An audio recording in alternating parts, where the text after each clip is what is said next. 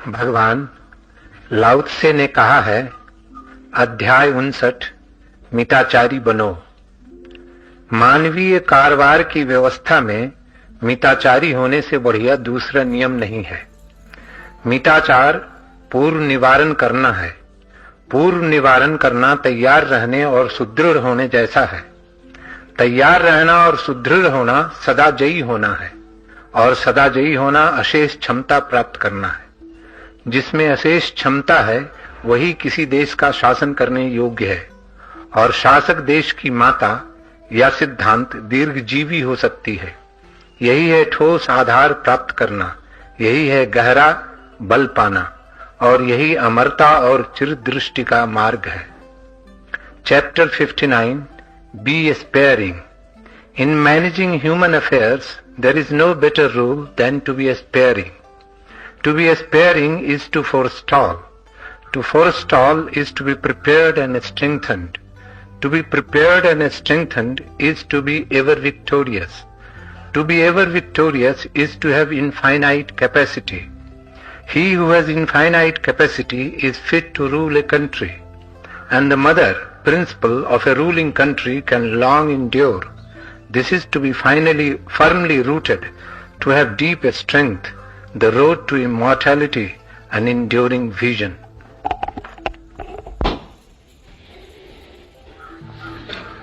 सूत्र के पूर्व कुछ बातें समझ लें। मनुष्य के व्यवहार में और मनुष्य की व्यवस्था में स्वतंत्रता सूत्र है। जितने कम होंगे नियम, जितनी कम व्यवस्था करने की चेष्टा होगी, उतनी ही व्यवस्था आती है। जितने ज्यादा होंगे नियम, जितनी चेष्टा होगी व्यवस्था को आरोपित करने की, उतनी ही अराजकता पैदा होती है। इसे हम ऐसा कहें, मनुष्य और मनुष्य के बीच जितनी अराजकता हो उतनी व्यवस्था होगी, और जितनी व्यवस्था हो उतनी अराजकता हो जाएगी। इसका कारण है क्योंकि जब भी कोई एक व्यक्ति दूसरे को व्यवस्था देता है तब उसके अहंकार को चोट पहुंचती है। छोटे से बच्चे तक को व्यवस्था देने में अहंकार को चोट पहुंचती है, तो बड़े बच्चों की तो कहना ही क्या। छोटे से बच्चे को भी तुम कहो कि बैठ जाओ शांत होकर, तो तुम जो कहते हो वो महत्वपूर्ण नहीं मालूम पड़ता। छोटे बच्चे को पीड़ा मालूम पड़ती है। वो पीड़ा यह है कि उसे बिठाया जा रहा है, उसे अपनी असहाय अवस्था मालूम पड़ती कि मेरे ऊपर अन्याय किया जा रहा है। आज मैं छोटा हूं तो मुझे दबाया जा रहा है। ये बच्चा बैठ भी जाए तो भी बड़े प्रतिशोध से भरा हुआ बैठेगा, और बैठने का तो कुछ भी मूल्य न था। प्रतिशोध का जहर जीवन भर पीछा करेगा। इसलिए बच्चे अपने माता पिता को कभी माफ नहीं कर पाते, असंभव है। नहीं माफ करने का कारण यह है कि इतनी व्यवस्था दी जाती है कि बच्चे के अहंकार को प्रतिपल चोट पहुंचती है। उसे लगता है जैसे उसका अपना कोई होना ही नहीं। दूसरों के इशारे सब कुछ, जहां वे चलाएं चलो, जो वे बताएं देखो, जो वे करने को कहें करो। तुम्हारे भीतर स्वतंत्रता का कोई सूत्र वे बचने नहीं देते। एक बोझ की भांति मालूम होता है ये व्यवस्था आरोपित किया जाना। ये बोझ इतना हो जा सकता है कि फिर बच्चा सारे ही बोझ को तोड़ दे और ठीक और गलत का हिसाब भी भूल जाए, और हर चीज के विरोध में खड़े होने की प्रवृत्ति से भर जाए। इसलिए तो अक्सर सज्जन माता पिता के घर में सज्जन बच्चे पैदा नहीं हो पाते। क्योंकि सज्जन माता पिता बच्चों को सज्जन बनाने में इतनी शीघ्रता से लग जाते, उनकी चेष्टा का परिणाम दुर्जन का जन्म होता है। तो कभी कभी जुआड़ी शराबी के घर में अच्छा बच्चा पैदा हो जाए, लेकिन सज्जनों के घर में अच्छा बच्चा पैदा नहीं होता। जुआरी और शराबी के घर में कोई नियम तो है नहीं। जुआरी शराबी नियम बनाएगा भी कैसे? जुआरी शराबी खुद ही अपने को व्यवस्थित नहीं कर पा रहा है, बच्चे को क्या व्यवस्था देगा? और एक अनूठी घटना घटती है, मनस्विद बड़ी चिंता में रहे कि ऐसा क्यों होता है कि बच्चा खुद अपनी व्यवस्था अपने हाथ में ले लेता है, ये देख के कि कोई व्यवस्था करने वाला नहीं। ये अनुभव करके कि मैं अंधेरे में खड़ा हूं, खुद ही संभलने लगता है। ये देख के कि माता पिता परिवार गलत रास्ते पे जा रहा है, इसे देखने में किसी बच्चे को अड़चन नहीं होती कि गलत क्या है, क्योंकि जहां से जीवन में दुख आता है वो गलत है। इसके लिए कोई अनुभव की जरूरत नहीं है। इस जांच को तो हम लेकर ही पैदा होते हैं कि जिससे दुख मिलता है वो गलत है। बच्चा रोज देखता है शराब दुख दे रही है, जुआ दुख दे रहा है, परिवार पीड़ा में जी रहा है, नरक में जी रहा है, सचेत हो जाता है, अपने को संभालने लगता है। जब कोई संभालने वाला नहीं होता तो बच्चा अपने को संभालता है। तुमने कभी देखा हो, छोटा बच्चा गिर जाए तो पहले वो चारों तरफ देखता है, गिरने के बाद रोना एकदम शुरू नहीं कर देता। पहले वो देखता है कि कोई है भी, मां है पास, तो ये रोने में कोई सार है। अगर मां पास नहीं है, चारों तरफ देख के कपड़े झाड़ के अपने रास्ते पे चल देता। गिरने के कारण नहीं रोता, मां की मौजूदगी के कारण रोता है। जब देखता है कोई संभालने वाला नहीं, उठाने वाला नहीं, कोई संवेदना प्रकट करने वाला नहीं, अपने पैरों पर चुपचाप खड़ा हो जाता। रोना किसके आगे, किसकी प्रतीक्षा करनी? कोई है नहीं उठाने वाला, खुद झाड़ देता है धूल को, उठ के खड़ा हो जाता है। ये बच्चा प्रौढ़ हो गया अकेला पाके। एक प्रौढ़ता इसमें आई कि रोना व्यर्थ है। लेकिन मां पास हो तो ये रोएगा, चीखेगा, चिल्लाएगा, क्योंकि संवेदना किसी से मिल सकती है, कोई फिक्र करेगा, कोई ध्यान देगा। इस बात को ठीक से समझ लेना कि जिन बच्चों को बहुत ध्यान दिया जाएगा, बहुत फिक्र की जाएगी, वे हमेशा निर्बल रह जाएंगे। वे ऐसे पौधे होंगे जो अपने कहीं जी ही ना सकेंगे, हॉट हाउस प्लांट। उनके लिए कांच की दीवार चाहिए। सूरज की रोशनी भी उन्हें मुरझाएगी, हवा का झोंका भी उन्हें मार डालेगा, जरा सी ज्यादा वर्षा और उनकी जड़ें उखड़ जाएंगी। उनके पास कोई जड़ें नहीं है। और कारण क्या है? कारण इतनी है कि उनकी अति से सुरक्षा की गई। अति से सुरक्षा स्वयं को सुरक्षित करने की सारी क्षमता का नाश कर देती है। तुम बच्चों को बचाना, लेकिन अति सुरक्षा मत देना। बचाना तो भी परोक्ष, सीधी व्यवस्था मत देना। तुम बच्चों के आसपास एक वातावरण की तरह हो ना, जंजीरों की तरह नहीं। एक हवा हो तुम्हारी उनके आसपास जो दीवार नहीं बनती, लेकिन कारागृह ना हो। अगर बच्चे को तुम ये भी कहना चाहो कि मत करो इसे, तो भी इस ढंग से कहना कि उसके अहंकार को चोट न पहुंचे। रास्ते हैं, निषेध को कहने के भी विधायक रास्ते, विधेयों को भी कहने के निषेधात्मक रास्ते।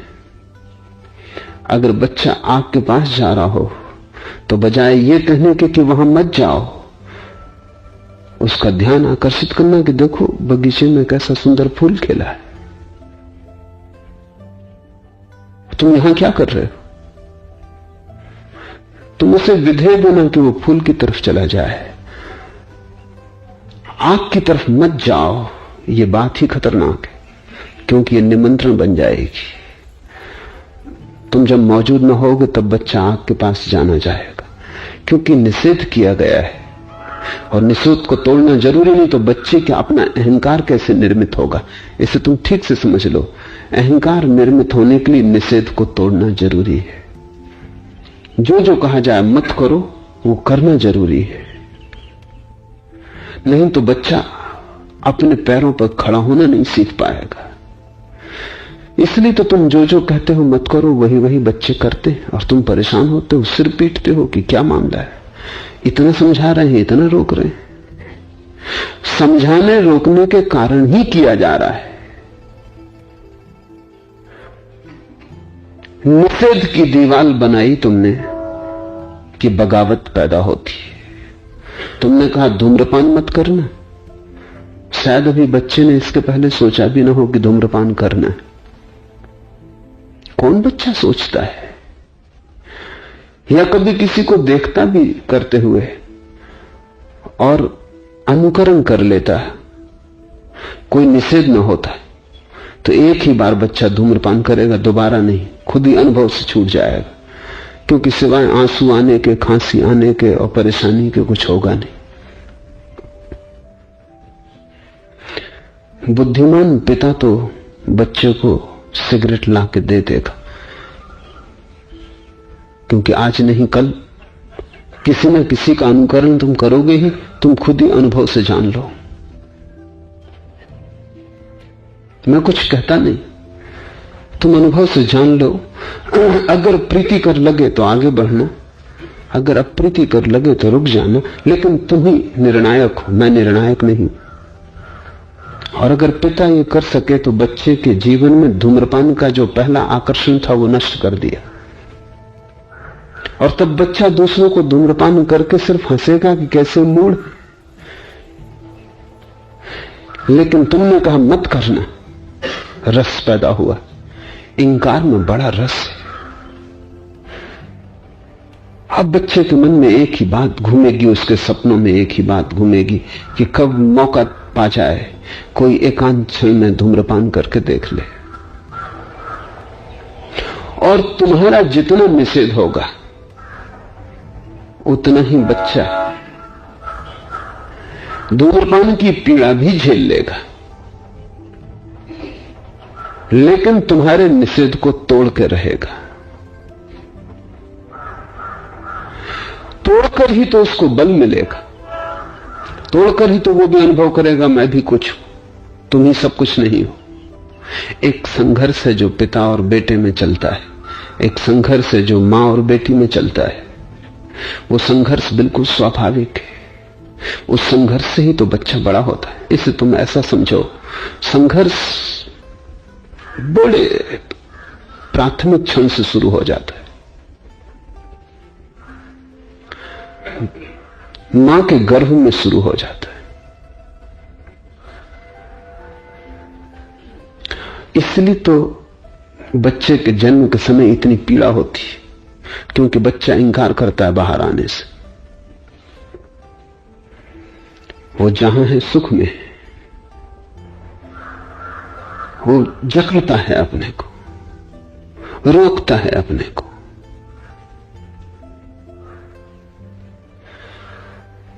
एक संघर्ष शुरू हो गया, एक कलह शुरू हो गई। ये कलह फिर जीवन भर जारी रहेगी। पिता और मां और उनके बच्चों के बीच या तो समझदारी का संगीत हो तो कलह को सृजनात्मक रूप दिया जा सकता है। अगर ये संगीत ना हो, और ध्यान रखना इसका जुम्मा बच्चे पर नहीं हो सकता, क्योंकि बच्चा तो अभी कुछ भी नहीं जानता है, इसका जुम्मा तो बड़ों पर होगा। और बड़ों ने अगर छोटी क्षुद्र बातों के ऊपर बड़ी सख्ती की तो ये बच्चा उनके हाथ से छूट जाएगा, फिर वे रोएं, चीखें, चिल्लाएं, इससे कुछ भी होने वाला नहीं। बच्चा इसमें आनंदित होगा कि तुम पीड़ित हो, क्योंकि इसका मतलब होता है बच्चा शक्तिशाली हो रहा, तुम्हें पीड़ित कर सकता है। तुम उसे पीड़ित नहीं कर सकते, वो भी पीड़ित कर सकता है। अब एक राजनीतिक दांव पेंच बाप और बेटे के बीच चलेगा। जो बाप और बेटे के लिए सही है वही बहुत से आयामों में सही है। शिक्षक और विद्यार्थी के बीच भी वही सही है, शासक और शासित के बीच भी वही सही है। जहां जहां किसी को चलाना है, कोई दिशा देनी है, किसी मार्ग को पकड़ाना है, वहां वहां वही कठिनाई आएगी।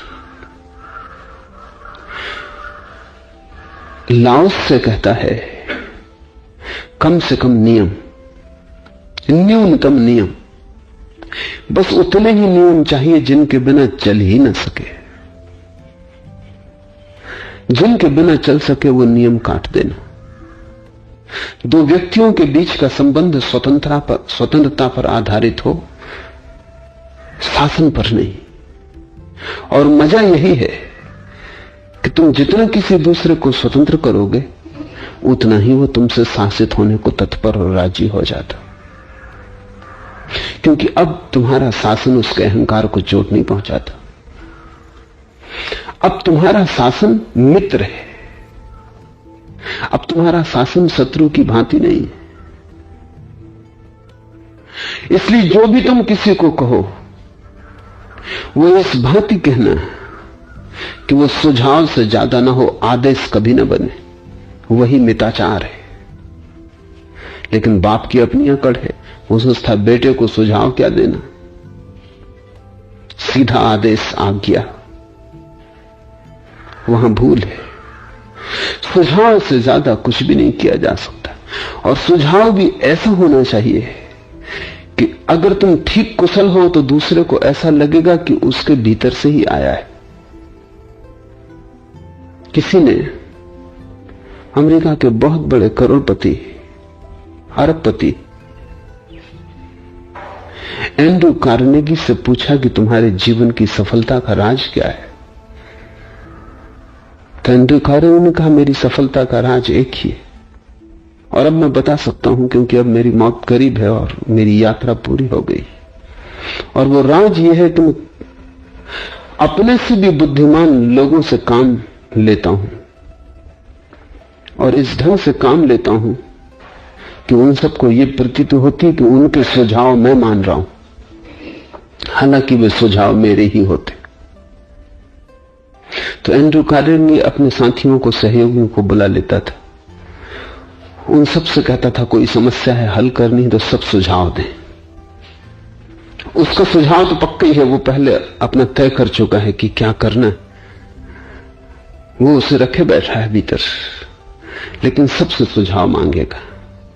फिर मौका देख के कोई सुझाव जो उसके भीतर के सुझाव के करीब पड़ता होगा, उस सुझाव की चर्चा वो बहाने चर्चा शुरू करेगा और वो ऐसा प्रतीत करवाएगा कि तुम्हारे में से ही किसी का सुझाव उसने स्वीकार कर लिया है, लेकिन वो कभी ये एहसास न होने देगा कि मैंने कोई सुझाव दिया जिसे तुम्हें मानना पड़ा है। एंड्रू कार्नेगी के पास जिन लोगों ने भी काम किया उन सबका भी वही एहसास है कि उसने कभी कोई सुझाव नहीं दिया। बहुत कुशल आदमी होगा और ऐसा ही आदमी मानवीय जीवन को व्यवस्था देने में सफल हो पाता है। तुम दूसरे को आदेश भी दो तो ऐसे देना जैसे वो सुझाव है, और इस भांति देना कि मानने की कोई मजबूरी नहीं है। वो मानना चाहे तो माने, न मानना चाहे तो न माने। वो नहीं मानेगा तो तुम्हें कोई दुख होने वाला नहीं है, ये तुम साफ कर देना। क्योंकि न मानने कर तुम्हें दुख देने की जो वृत्ति होती है वो तुम खुद ही काट देना। छोटा बच्चा नहीं मानना चाहता क्योंकि वो जानता नहीं मानेगा तो तुम परेशान, पीड़ित होगे, तो वो भी तुमको पीड़ित कर सकता है, ये शक्ति अनुभव होगी।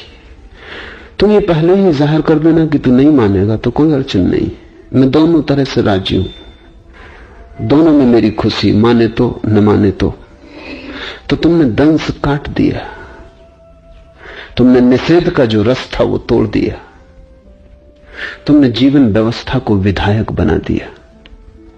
सारी जीवन व्यवस्था निषेधात्मक है। यहूदियों के, ईसाइयों के 10 आज्ञाएं। तुम अगर पश्चिम को समझने की कोशिश करो तो लाओ त्से का सूत्र समझना बहुत आसान हो जाएगा। पश्चिम में बड़ी बगावत है, हर बात के खिलाफ बगावत है। नई पीढ़ी कुछ भी मानने को राजी नहीं है, कुछ भी, जीवन के छोटे छोटे नियम भी मानने को राजी नहीं, स्नान भी करने को राजी नहीं है। गंदगी को आचरण बना लिया है। साफ सुथरा दिखना बुर्जुआ, गए गुजरे लोगों की आदत है।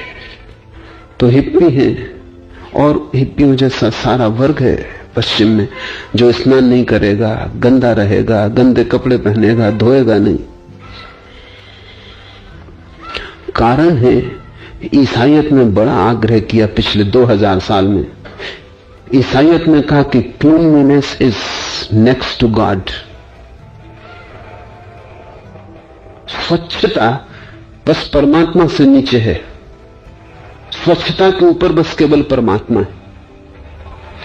इसका आग्रह इतना प्रगाढ़ हो गया कि हिप्पी पैदा हो गया। तो नई पीढ़ी ने कहा कि हमारे लिए तो दुर्गंध और स्वच्छता ही दिव्यता है।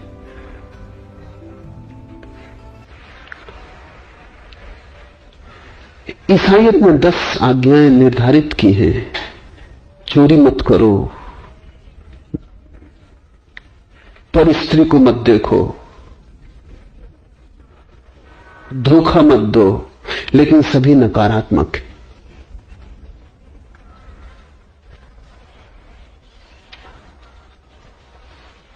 एक ईसाई पादरी क्रिसमस के पहले पोस्ट ऑफिस गया था। उसने कोई पार्सल किसी को भेंट भेज रहा था और उसमें लिखा ऊपर हैंडल विथ केयर। तो पोस्टमास्टर ने पूछा कि कुछ कांच इत्यादि का सामान है। उसने कहा कि नहीं, बाइबल भेज रहा हूं। तो उसने कहा कि बाइबल में क्या टूटने जैसा है? उसने कहा 10 आज्ञाएं।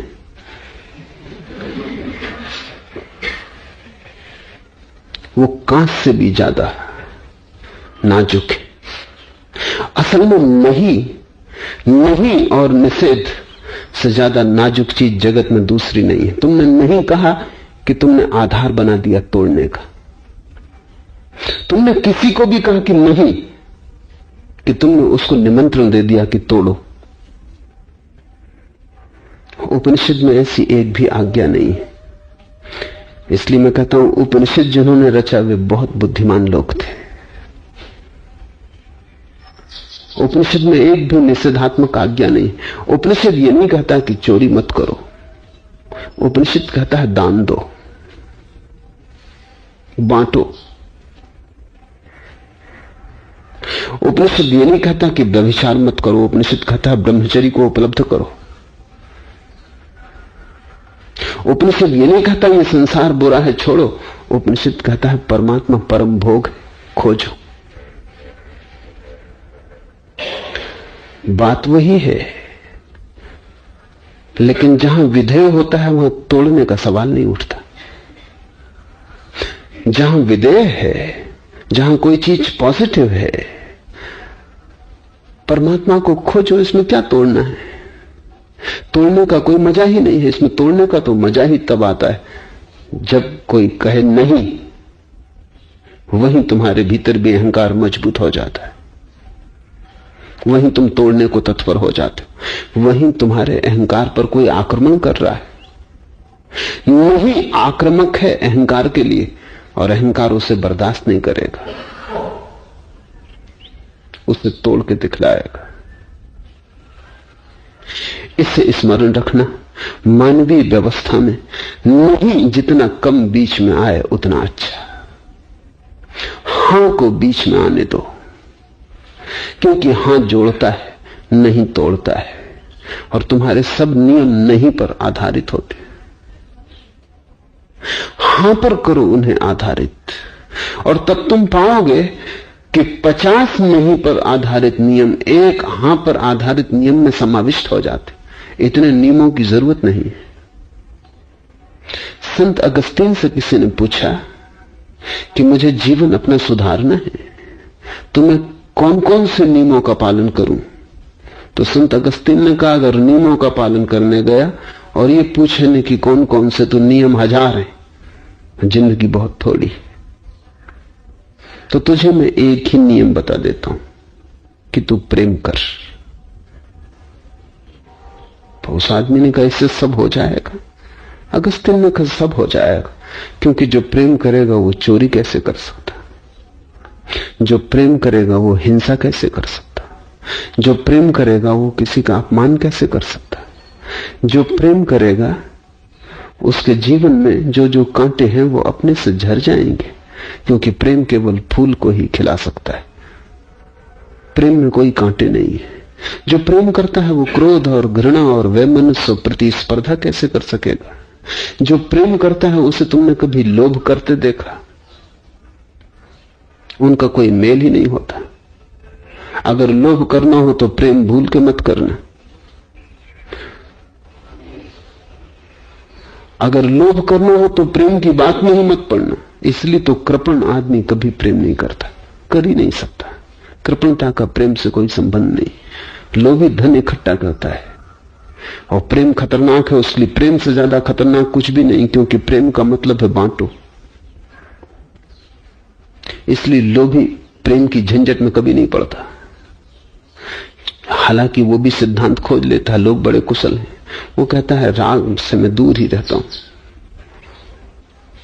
कृपण अपने को वितराग समझता है। कृपण समझता क्या रखा है संबंधों में, ये तो वो कहता है, लेकिन तिजोरी में रखता चला जाता है।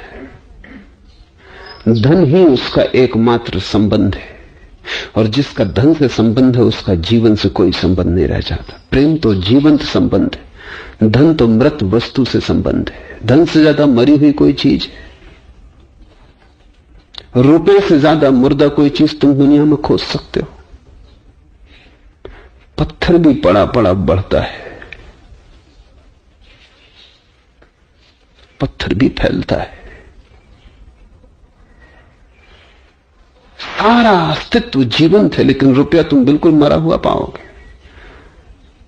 रुपये में कोई जीवन नहीं है। और जो आदमी रुपये को इकट्ठा करने में लग जाता है उसकी आत्मा भी मर जाती है। और प्रेम तो वहां खिलता है जहां आत्मा जीवंत होती।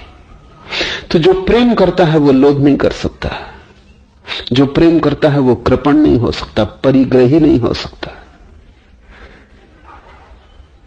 एक प्रेम हजार नहीं वाले नियमों को अकेला संभाल लेता है। एक हां इतना बड़ा आकाश है कि हजारों नीमों के छोटे छोटे पौधे उसमें समाविष्ट हो जाते, और बिना दंश के, बिना कांटे के। तो अगस्तीन कहता है प्रेम कर सको तो काफी, प्रेम न कर सको तो फिर तुम्हें लंबी फेहरिस्त नियमों की मैं बताऊं, वो उनके लिए हैं जो प्रेम नहीं कर सकते। सब धर्मशास्त्र, सब आज्ञाएं उनके लिए हैं जो प्रेम नहीं कर सकते। जो प्रेम कर सकता है उसके लिए बड़े से बड़ा शास्त्र मिल गया, अब किसी और शास्त्र की कोई जरूरत नहीं। इसलिए तो जीसस कहते हैं कि प्रेम परमात्मा है। तुम कुछ मत करो, सिर्फ प्रेम कर लो। प्रेम का सार सूत्र क्या है कि जो तुम अपने लिए चाहते हो वही तुम दूसरे के लिए करने लगो, और जो तुम अपने लिए नहीं चाहते वो तुम दूसरे के साथ मत करो। प्रेम का अर्थ यह है कि दूसरे को तुम अपने जैसा देखो, आत्मवत।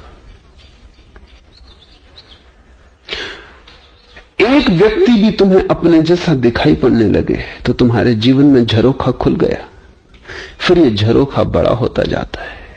एक ऐसी घड़ी आती है कि सारे अस्तित्व के साथ तुम ऐसे ही व्यवहार करते हो जैसे तुम अपने साथ करना चाहोगे। और जब तुम सारे अस्तित्व के साथ ऐसा व्यवहार करते हो जैसे अस्तित्व तुम्हारा ही फैलाव है, तो सारा अस्तित्व भी तुम्हारे साथ वैसा ही व्यवहार करता है। तुम जो देते हो वही तुम पर लौट आता है। तुम थोड़ा सा प्रेम देते हो, 1000 गुना होकर तुम पर बरस जाता है। तुम थोड़ा सा मुस्कुराते हो, सारा जगत तुम्हारे साथ मुस्कुराता है। कहावत है कि रो तो अकेले रोओगे, हंसो तो सारा अस्तित्व तुम्हारे साथ हंसता है। बड़ी ठीक कहावत है। रोने में कोई साथी नहीं है, क्योंकि अस्तित्व रोना जानता ही नहीं। अस्तित्व केवल उत्सव जानता है, उसका कसूर भी नहीं। रो, अकेले रोओगे। हंसो, फूल, पहाड़, पत्थर, चांद तारे सभी तुम्हारे साथ तुम हंसते हुए पाओगे। रोने वाला अकेला रह जाता है, हंसने वाले के लिए सभी साथी हो जाते हैं, सारा अस्तित्व सम्मिलित हो जाता है। प्रेम तुम्हें हंसा देगा, प्रेम तुम्हें एक ऐसी मुस्कुराहट देगा जो बनी ही रहती, जो एक गहरी मिठास की तरह तुम्हारे रोए रोए में फैल जाती। प्रेम काफी नियम है, और प्रेम नियम जैसा लगता ही नहीं। तुम बच्चों को प्रेम दो, नियम नहीं। तुम्हारा प्रेम उनके जीवन में सारे नियमों की आधारशिला रख देगा। तुम उन्हें सिद्धांत मत दो, सिद्धांत तो कूड़ा करकट है। तुम तो उन्हें हृदय की छांव दो, तुम तो उन्हें प्रेम का भाव दो। तुम इतना ही बच्चों को सिखा दो कि वे भी तुम जैसा प्रेम करने लगे। तुमने सब सिखा दिया, फिर तुम उन्हें छोड़ दे सकते हो इस विराट संसार में, उनसे कोई भूल न होगी। और तुम सब तरह के सिद्धांत उन्हें दे दो, और सब शास्त्र उनके सिर पर रख दो, और उन्हें प्रेम मत दो।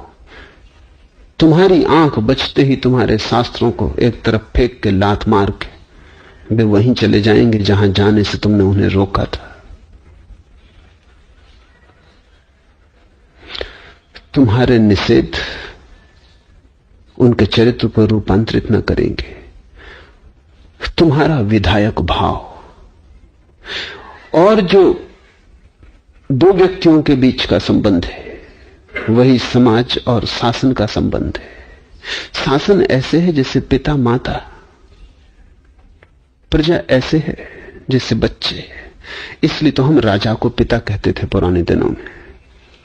चाहे राजा की उम्र कम भी हो तो भी वो पिता था, और प्रजा उसकी संतान थी। इसके पीछे कारण है कहने का। कारण यही है कि जिसको भी शासन देना है उसे एक गहरे प्रेम के आत्मीय संबंध में बंध जाना जरूरी है।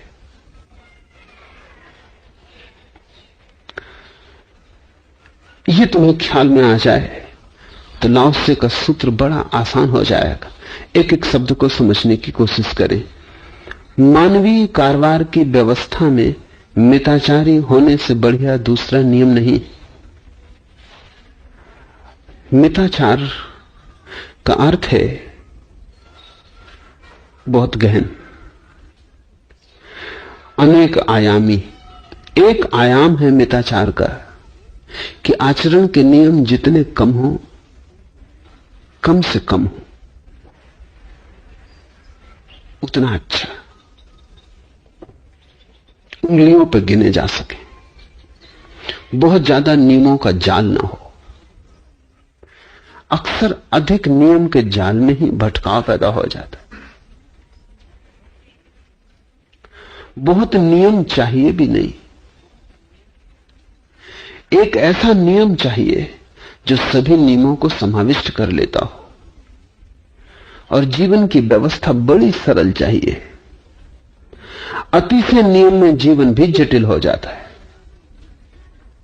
और तुम ऐसे जीने लगते हो जैसे कोई सैनिक हो। सैनिक से आदमियत खो जाती, उसका मानवीयपन खो जाता, वो यंत्रवत हो जाता है, रोबोट। कब उठना नियम से उठता है, कब बैठना नियम से बैठता है, कब खाना नियम से खाता है, सब व्यवस्थित हो जाता है। सैनिक आज्ञा में जीता है और नियम में बंध के जीता है। सैनिक मनुष्यता का आखिरी पतन, क्योंकि उसकी कोई स्वतंत्रता नहीं। वो अपने सपने में भी स्वतंत्र नहीं होता, सपने तक में नियम घुस जाते हैं, उसकी नींद तक नियमों से आविष्ट हो जाती है। किसी पक्के सैनिक के पास अगर नींद में भी तुम खड़े होकर कह दो लेफ्ट टर्न, वो नींद में भी करवट ले लेगा उसी वक्त। नियम अचेतन तक चले जाते हैं। विलियम जेम्स ने अपना एक संस्मरण लिखा है कि होटल में बैठ के वो बातचीत कर रहा है। एक रिटायर्ड सैनिक रास्ते से गुजर रहा है अंडों की एक टोकरी लिए, और सिर्फ मजाक में अपने मित्रों को दिखाने के लिए कि नियम कितने गहन घुस जाते, जोर से चिल्ला के कहा अटेंशन। उस सैनिक को रिटायर हुए 20 साल हो गए। वो अटेंशन खड़ा हो गया, टोकरी नीचे गिर गई, अंडे सब जमीन पर फूट गए। सैनिक बहुत नाराज हुआ, उसने कहा ये क्या मजाक है। विलियम जेम्स ने कहा कि हम अटेंशन कहने का हक नहीं, तुम मत मानो। उसने कहा ये कोई अपने बस में, मानना न मानना आज्ञा आज्ञा है।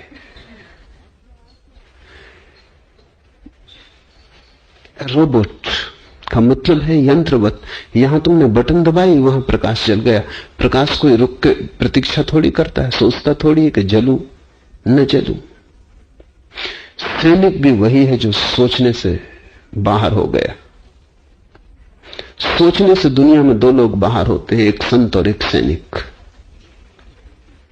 संत सोचने के पार हो जाता है और सैनिक सोचने के नीचे गिर जाता है। दोनों पार हो जाते हैं। सैनिक पतित हो जाता है सोचने के स्थान से। उसको सोचने की जगह से पदच्युत करने के लिए सारी सैनिक व्यवस्था है। युद्ध चले या न चले,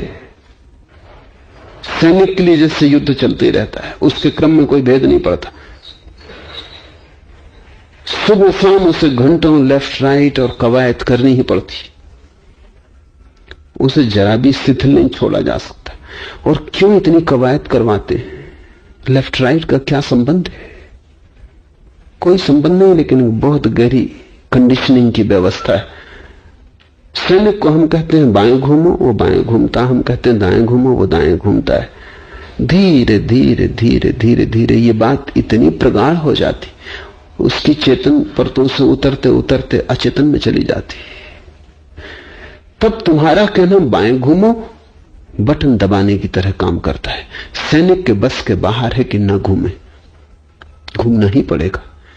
ये घूमना अब यंत्रवत है, और जब एक सैनिक यंत्रवत घूमने लगा तब उसका भरोसा किया जा सकता है।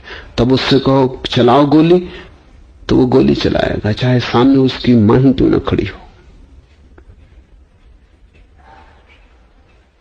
तब वो अजनबी आदमी पे गोली चला देगा जिससे को कुछ लेना देना नहीं है, जिससे कोई झगड़ा चमासा नहीं है,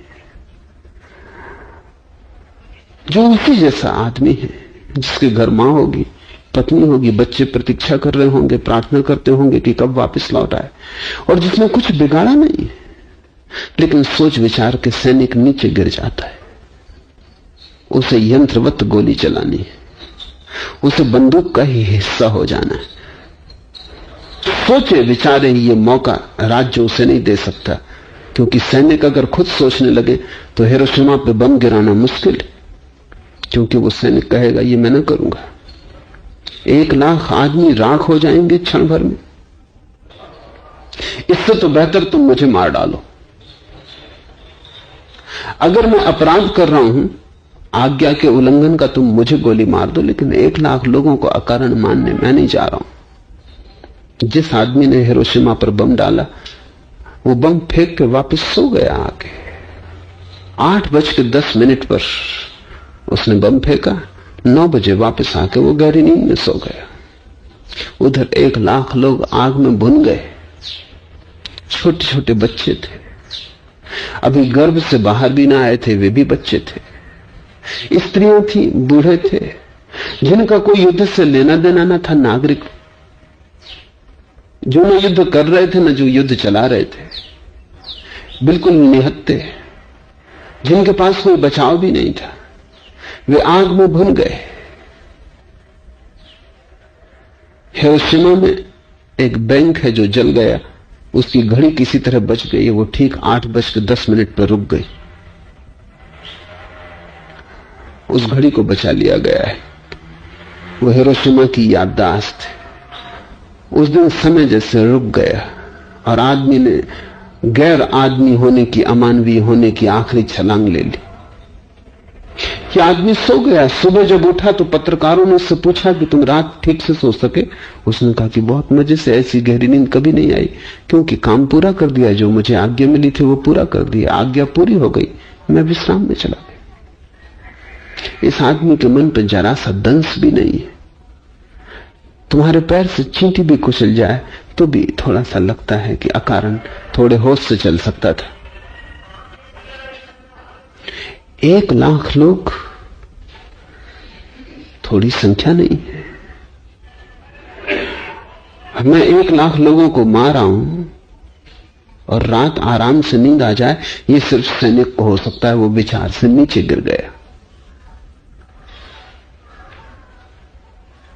इसके पास अब कोई विचार विमर्श की क्षमता न रही, इसका अपना विवेक न रहा, इसका अब कोई होश नहीं। ये मशीन, नियम व्यक्ति को मशीन बनाते हैं। नियम मनुष्यता की हत्या है। इसलिए पहला तो ख्याल ले लेना कि जितने कम नियम तुम्हारे अंतर संबंधों में हो उतना अच्छा है। न हो तो वो परम दशा है। संत तुम्हारे साथ बिना नियम के जीता है।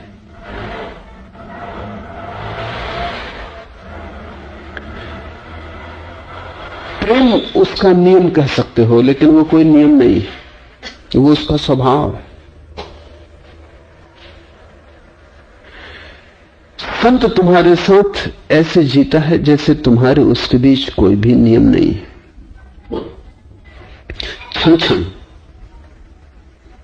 क्षण की संवेदना, क्षण का प्रति संवेदन जो ले आता है उसी को जीता है। नियम अतिश से आते, एक ढांचा भीतर होता है। अगर तुम मेरे पास आओ और इसलिए मेरे पैर छुओ कि परंपरागत है कि गुरु के पास जाओ तो पैर छूने चाहिए, इसलिए अगर पैर छुओ तो छूना ही मत, क्योंकि यह नियम से आ रहा है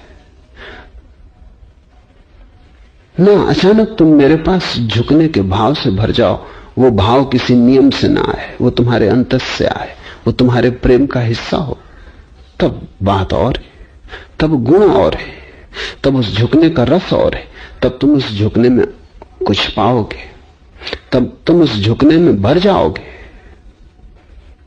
तब तुम उस झुकने में पाओगे कि तुम्हारा घड़ा झुका और नदी से भर गया। लेकिन अगर नियम से तुम झुके तो तुम व्यर्थ ही झुकोगे। वो कवायद हो सकती है, उससे तुम्हारे शरीर को शायद थोड़ा लाभ हो, लेकिन आत्मा को कोई लाभ ना होगा। नियम से आत्मा को कभी कोई लाभ नहीं होता, हानि भला हो जाए। तुम घर जा रहे हो, तुम पत्नी के लिए बाजार से एक फूल खरीद लेते हो, ये तुम नियम की तरह खरीद रहे हो तो मत खरीदो, ये पैसे व्यर्थ जा रहे हैं। या कि तुम एक प्रेम, एक अनुग्रह के भाव से खरीदते हो कि पत्नी दिन भर प्रतीक्षा करती रही होगी कि न मालूम कितना काम उसने किया होगा, खाना बनाया होगा, सब्जी तैयार की होगी, वो राह देखती होगी, और ऐसे ही मैं खाली हाथ चला जाऊं और फूल तुम्हें दिख जाता है तो तुम फूल ले लेते हो एक भाव प्रवण दशा में। पत्नी तुम्हें इतना दे रही, तुम उससे कुछ भी नहीं दे पा रहे, तब तुम्हारा फूल एक मूल्य रखता है, वो मूल्य बाजार का मूल्य नहीं है। तब चाहे तुमने ये फूल 2 पैसे में खरीदा हो, ये बहुमूल्य हो गया। कोहिनूर भी फीका है इसके सामने, क्योंकि अब तुम्हारे हृदय का संवेग लेके जा रहा है। अब इस फूल का काव्य ही अनूठा है। अब ये फूल साधारण इस पृथ्वी का फूल न रहा, तुमने इसमें कुछ डाल दिया, ये पारलौकिक हो गया। लेकिन तुम नियम से खरीद सकते हो। तुमने किताब पढ़ी हो, मैरिज मैनुअल्स में लिखा हुआ है कि जब घर जाओ तो आइसक्रीम, फूल या कुछ खरीद के ले जाओ, क्योंकि पत्नी वहां बैठी खतरनाक, उसे थोड़ा संतुष्ट करना है, जिससे देवी पर कोई चढ़ोतरी चढ़ाते। ऐसा वो देवी घर में बैठी, पता नहीं क्रुद्ध हो, नाराज हो, तुम्हारे फूल के ले जाने से थोड़ा सा समझौता होगा, एक रुस्वत की भांति। तब ये फूल कुरूप हो गया, ये 2 पैसे का भी ना रहा। तब ये फूल गंदा हो गया, क्योंकि फूल तो वही है जो तुम्हारे भीतर से तुम उसमें डालते हो।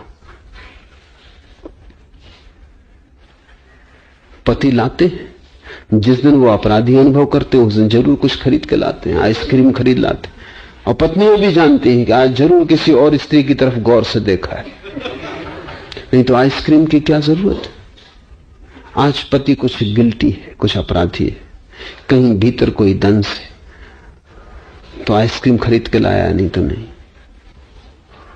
अगर हार ही खरीद लाया हो तो पक्का ही है ये किसी दूसरी स्त्री के प्रेम में पड़ गया है। वो जितनी बड़ी भेंट लाता है उतनी ही बड़े अपराध की खबर लाता है। 2 व्यक्तियों के बीच जब नियम होता है तो प्रेम नहीं होता। नियम का अर्थ ही यह होता है कि तुम बाजार में चल रहे हो, बुद्धि से चल रहे हो। हृदय के कोई नियम है, कोई अनुशासन है? न कोई नियम है, न कोई अनुशासन। फिर भी हृदय का एक अनुशासन है जो बड़ा अनूठा है, जो बिना लाए आता है, जो बिना आरोपित किए मौजूद हो जाता है, जो खिलता है क्षण क्षण, जो अतीत से नहीं आता, जो वर्तमान में जन्मता है। तुमने पत्नी को देखा घर जाके और तुमने उसे हृदय से लगा लिया, ये तुम नियम से भी कर सकते हो, करना चाहिए। डेल कार्नेगी जैसे लोग किताबें लिखते हैं और वे किताबें लाखों में बिकती हैं। बाइबल के बाद डेल कार्नेगी की किताबें बिकी दुनिया में, और सब कचरा है और सब आदमी को झूठा और पाखंडी बनाती है। तो डेल कार्नेगी कहता है चाहे तुम्हें लगता हो चाहे ना लगता हो, लेकिन पत्नी से दिन में कम से कम 2-4 बार कहना जरूरी है कि मैं तुझे प्रेम करता हूं, तेरी जैसी सुंदर कोई स्त्री नहीं। लगे चाहे ना लगे ये सवाल नहीं, ये कहना जरूरी है, इसको तोते की तरह दोहरा देना जरूरी है। डेल कार्नेगी कहता है इससे संबंध सुमधुर बने रहते हैं। कैसी झूठी दुनिया है जहां न लगता हो तब दोहराना, तो जिंदगी एक पाखंड हो जाती है। जीवन एक कला है, पाखंड नहीं। और कला का यह अर्थ नहीं है कि तुम किसी स्कूल में उस कला को सीख सकते हो, जीकर ही तुम सीखते हो। जैसे कोई पानी में उतर के तैरना सीखता है, ऐसे ही जी जी कर तुम जीवन की कला सीखते हो। एक ही सूत्र ख्याल में रखना जरूरी है कि तुम होशपूर्वक जियो और देखो कि जीवन कैसा है और पाखंड से बचो। पाखंड धोखा ही बनाएगा। यह भी हो सकता है कि 2 व्यक्तियों के संबंध पाखंड के कारण थोड़े से सुविधापूर्ण हो, लेकिन कभी भी आनंदपूर्ण न होंगे। सुविधा सस्ती चीज है, सुविधा को ले लेना और आनंद को गंवा देना महंगा सौदा है। लाओस से कहता है मिताचारी, मिताचारी का पहला आयाम है कम से कम आचरण के नियम हो। In managing human affairs there is no better rule than to be sparing. जब नियम कम होते हैं तो तुम दूसरे व्यक्ति को मौका देते हो उसके स्वयं होने का। ये बड़े से बड़ा प्रेम है इस जगत में कि तुम दूसरे को वही होने दो जो वो होना चाहता है। तुम दूसरे को वही होने दो जो वो होने को पैदा हुआ है। तुम दूसरे की नियति में बाधा मत बनो। प्रेम सहारा देता है। तुम जो भी होने को बने हो वही होने में सहयोगी होता है। प्रेम तुम्हें काट छांट के अपनी मर्जी के अनुसार नहीं बनाना चाहता। क्योंकि मैं कौन हूं जो तुम्हें काटूं छांटूं? मैं कौन हूं जो तुम्हें तुम्हारे रास्ते से च्युत करूं और कहीं और ले जाऊं? मैं कौन हूं जो तुम्हारा नियंता बनूं? प्रेम नियंता नहीं है। प्रेम की कोई मालकियत नहीं है। प्रेम तुम्हें स्वतंत्रता देता है वही होने की जो तुम होना चाहते हो। प्रेम तुम्हें खुला आकाश देता है। प्रेम तुम्हें छोटे से आंगन में बंद नहीं करता। और प्रेमी प्रसन्न होता है तुम जितने मुक्त आकाश में विचरण करते हो। तुम जितने दूर निकल जाते हो बादलों के पार उड़ते हुए कि प्रेमी को दिखाई भी नहीं पड़ता कि तुम कहां चले गए हो। उतना ही प्रसन्न होता है, क्योंकि तुम जितने स्वतंत्र हो उतनी ही तुम्हारी गरिमा प्रकट होगी। तुम जितने स्वतंत्र हो उतनी ही तुम्हारी आत्मा सुदृढ़ होगी। तुम जितने स्वतंत्र हो उतने ही तुम्हारे जीवन में प्रेम का झरना बढ़ेगा और बहेगा। परतंत्र व्यक्ति प्रेम नहीं दे सकता। इसलिए जब तक स्त्रियां परतंत्र हैं, मैं निरंतर कहूंगा, कहे जाऊंगा कि दुनिया में प्रेम नहीं हो सकता। स्त्रियां परतंत्र हैं तो प्रेम असंभव है, क्योंकि दो स्वतंत्र व्यक्ति ही प्रेम का आदान प्रदान कर सकते हैं। जिस स्त्री को तुम दहेज देके ले आए हो, जिस स्त्री को तुमने कभी देखा भी नहीं था और तुम्हारे मां बाप ने तय कर दिया है, और कोई पंडित पुरोहितों ने जन्म कुंडली देख के निर्णय लिया है, जिसका निर्णय तुम्हारे हृदय से नहीं आया, जिसका निर्णय उधार बासा दूसरों का है, ऐसी स्त्री को तुम घर ले आए हो। इसमें सुविधा तो बहुत है, इसमें झंझट कम है, इसमें घर गृहस्थी ठीक से चलेगी। लेकिन एक बात ख्याल रखना, तुम्हारे जीवन में नृत्य का क्षण कभी भी ना आ पाएगा। तुम्हारा प्रेम कभी समाधिस्थ ना हो सकेगा। तुम इस प्रेम के मार्ग से परमात्मा को न जान सकोगे। एक स्वतंत्र व्यक्ति ही प्रेम दे सकता है। गुलाम सेवा कर सकता है, प्रेम नहीं दे सकता। मालिक सहानुभूति दे सकता है, प्रेम नहीं दे सकता। पति अगर मालिक है तो ज्यादा से ज्यादा दया कर सकता है। दया प्रेम है। कोई स्त्री दया नहीं चाहती। तुम जरा थोड़े हैरान होगे, जहां प्रेम का सवाल हो वहां दया बड़ी बेहूदी और कुरूप है। कौन दया चाहता है? क्योंकि दया का अर्थ ही होता है कि मैं कीड़ा मकोड़ा हूं और तुम आकाश के देवदूत हो। दया का अर्थ ही यह होता है कि मैं दयनीय हूं, तुम देने वाले हो, दाता हो, मैं भिखारी हूं। प्रेमी कभी दया से तृप्त नहीं होता। लेकिन मालिक दया दे सकता है, प्रेम कैसे देगा? और गुलाम सेवा कर सकता है, लेकिन सेवा प्रेम नहीं है। सेवा कर्तव्य है, करना चाहिए इसलिए करते हैं। पत्नी पति के पैर दबा रही क्योंकि पति परमात्मा है, पैर दबाने चाहिए, ऐसा शास्त्रों में कहा है। वो पैर दबा रही है शास्त्रों के कारण, अपने कारण नहीं। और जो पैर शास्त्रों के कारण दबाए जा रहे हैं वो न दबाए जाएं तो बेहतर, क्योंकि इन पैरों से कोई लगाव नहीं है, इन पैरों में कोई आस्था नहीं है, कोई श्रद्धा नहीं, कोई प्रेम नहीं है। ये गुलामी का संबंध है। इन पैरों के साथ जंजीरें बंधी हैं। ये आकाश में उड़ते दो मुक्त पक्षी नहीं है, एक कारागृह में बंद है। यहूदियों में कहावत है कि शैतान एक बूढ़ा और मूर्ख सम्राट है। एक यहूदी फकीर हुआ झुसिया, वो बड़ा चिंतित था कि ये समझ में नहीं आता, ये कहावत समझ में नहीं आती। बूढ़ा समझ में आता है क्योंकि आदमी से पुराना शैतान है। आदमी इतनी थी तब भी शैतान था, आदम को भड़काया, तो बूढ़ा तो समझ में आता है। सम्राट भी समझ में आता है क्योंकि सारी दुनिया का मालिक वही मालूम पड़ता है। लोग भला चर्चों में प्रार्थना करते हो परमात्मा की, लेकिन हृदय में प्रार्थना शैतान की करते।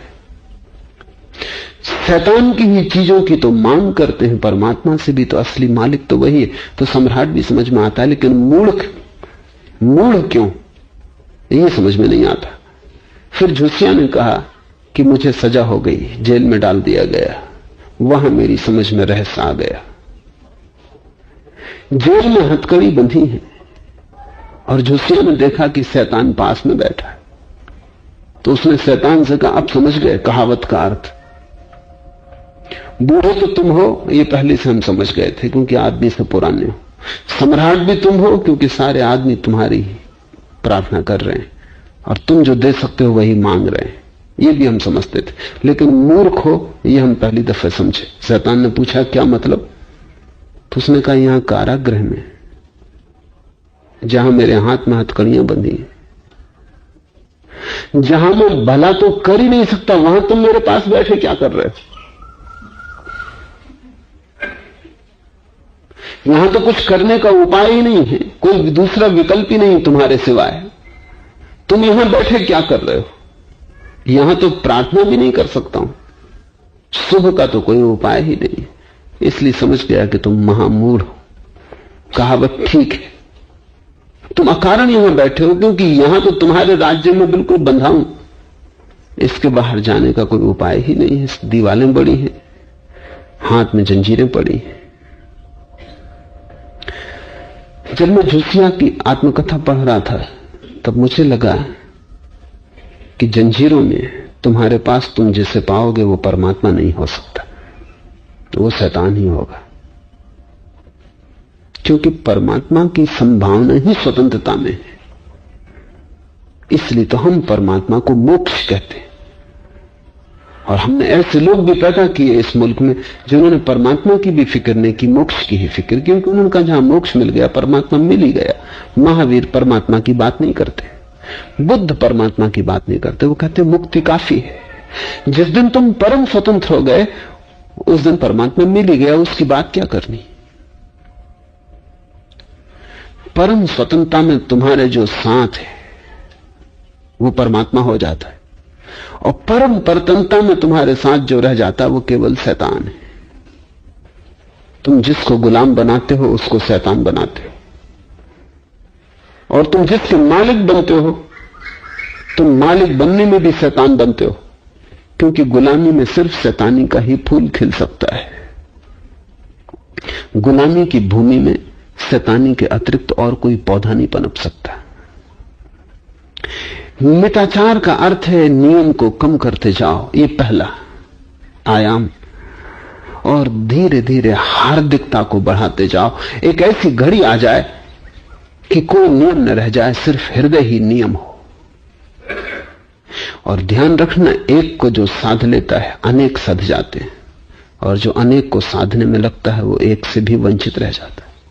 वो एक है प्रेम। अनेक नियमों को साधने की जरूरत नहीं, प्रेम मिताचार है। दूसरा आयाम है मिताचार का कि तुम्हारे जीवन में न्यून से राजी होने की क्षमता बढ़नी चाहिए। ज्यादा की मांग अंततः विक्षिप्तता लाती है। तुम न्यून से राजी होना चाहिए। तुम जितने न्यून से राजी हो जाओगे उतने ही तुम विराट होने लगोगे। और ये न्यून से राजी होना सभी दिशाओं में लागू है, चाहे धन हो, चाहे पद हो, चाहे यश हो, चाहे त्याग हो, चाहे व्रत हो। न्यून से राजी हो जाना, यहां थोड़ी कठिनाई है। क्योंकि अगर कोई आदमी धन इकट्ठा करता चला जाता तो हम कहते हैं ये पागल है। हमारे सब साधु सन्यासी कहते हैं ये पागल है, और की मांग किए चला जा रहा है। रुको, ये दौड़ का कहां अंत होगा? हमें भी दिखता है, लेकिन त्यागी वो भी और की मांग किए चला जाता है, वो हमें नहीं दिखाई पड़ता।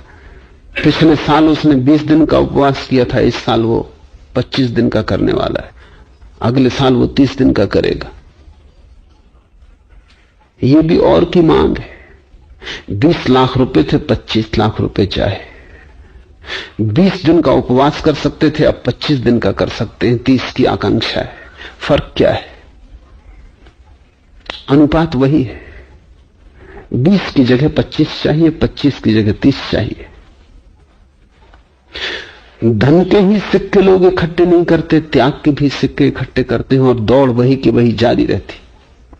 तो मिताचार का दूसरा आयाम है कि तुम व्रत, त्याग, उसमें भी थोड़े से राजी हो जाना, आचरण में भी थोड़े से राजी हो जाना। आचरण में भी तुमको बहुत बड़ा महात्मा होना चाहिए, इस पागलपन में मत पड़ना, क्योंकि वो पागलपन तो एक ही जैसा है, क्योंकि उसका सूत्र एक ही है, और चाहिए और चाहिए और चाहिए। जब तक सारी दुनिया तुमको महात्मा ना कहे तब तक तुम कैसे राजी हो सकते हो? वहां भी तुम थोड़े से राजी हो जाना। असल में थोड़े से राजी हो जाना ही महात्मापन है। इसलिए तुम महात्मापन की अगर तलाश करते रहे तो मुश्किल में पड़ोगे। तब दौड़ वही की वही रहेगी, दिशा बदल गई, लेकिन दिशा का स्वभाव नहीं बदला, गुण वही का वही है। तुम त्याग की भी ज्यादा आकांक्षा मत करना। जो सुखपूर्वक तुम कर सको, जो तुम सहजता से कर सको, बस उतने पर राजी हो जाना। असहजता की तरफ मत जाना। एक साधु मेरे पास आए, कहने लगे बहुत अड़चन है, एक ही अड़चन, उसकी वजह से आया हूं। वो अड़चन यह है कि नींद बहुत सताती, और शास्त्रों में कहा है कि जो नींद में ज्यादा लिप्त है वो तामसी। तो मैंने पूछा कि कितना सोते हो? तो उन्होंने कहा कि रात 3 बजे उठता हूं और कोई 11 बजे सोने जाता हूं, तो 4 ही घंटे सोते हैं। और उनका शास्त्र में कहा है कि योगी को 2 घंटा काफी। मैंने कहा शास्त्र में तो यह भी कहा है कि जब सब सोते हैं तब भी योगी जागता है। तुम बड़ी मुश्किल में हो। वो कहते हैं दिन भर नींद आती, आएगी है, 3 बजे उठोगे, तो इसमें कसूर किसका है? तो वो कहते हैं प्रार्थना भी करता हूं तो झपकी आती, आएगी ही। ध्यान लगते नहीं, क्योंकि ध्यान के पहले नींद लग जाती। आएगी, बिल्कुल सीधा साफ, इसमें कुछ अड़चन नहीं है। शरीर की जरूरत है, अति से मत खींचो, पागल हो जाओगे।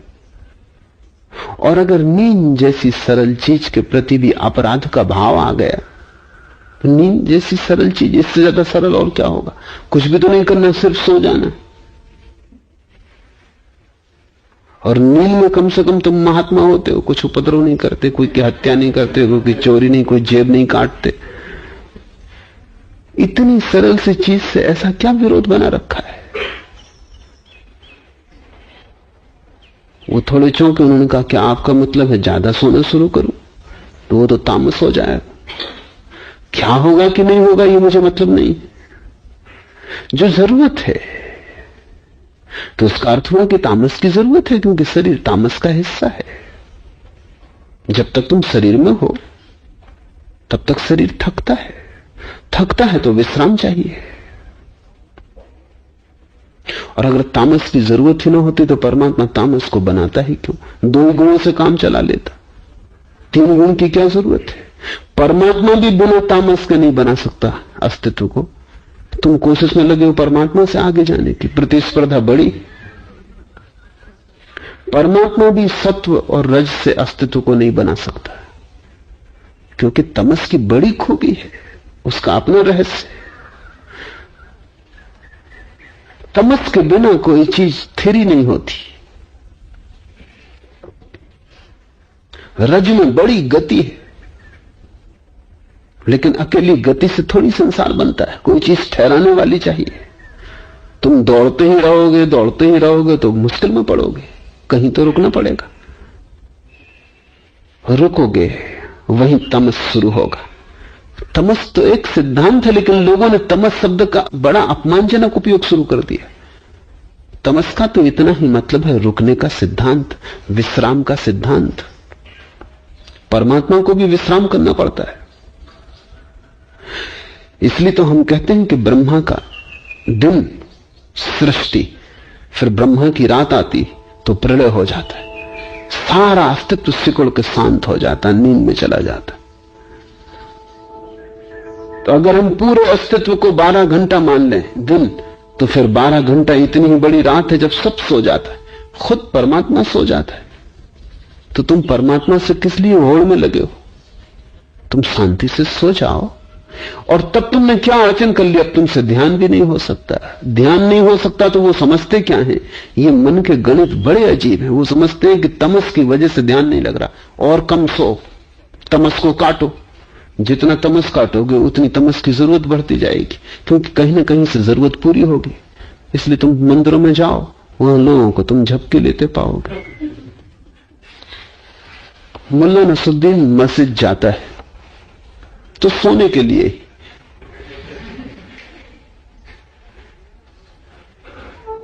जो पुरोहित वहां व्याख्यान करता है वो थोड़ा परेशान हुआ, क्योंकि वो सिर्फ सोते नहीं, वो घर्राता भी।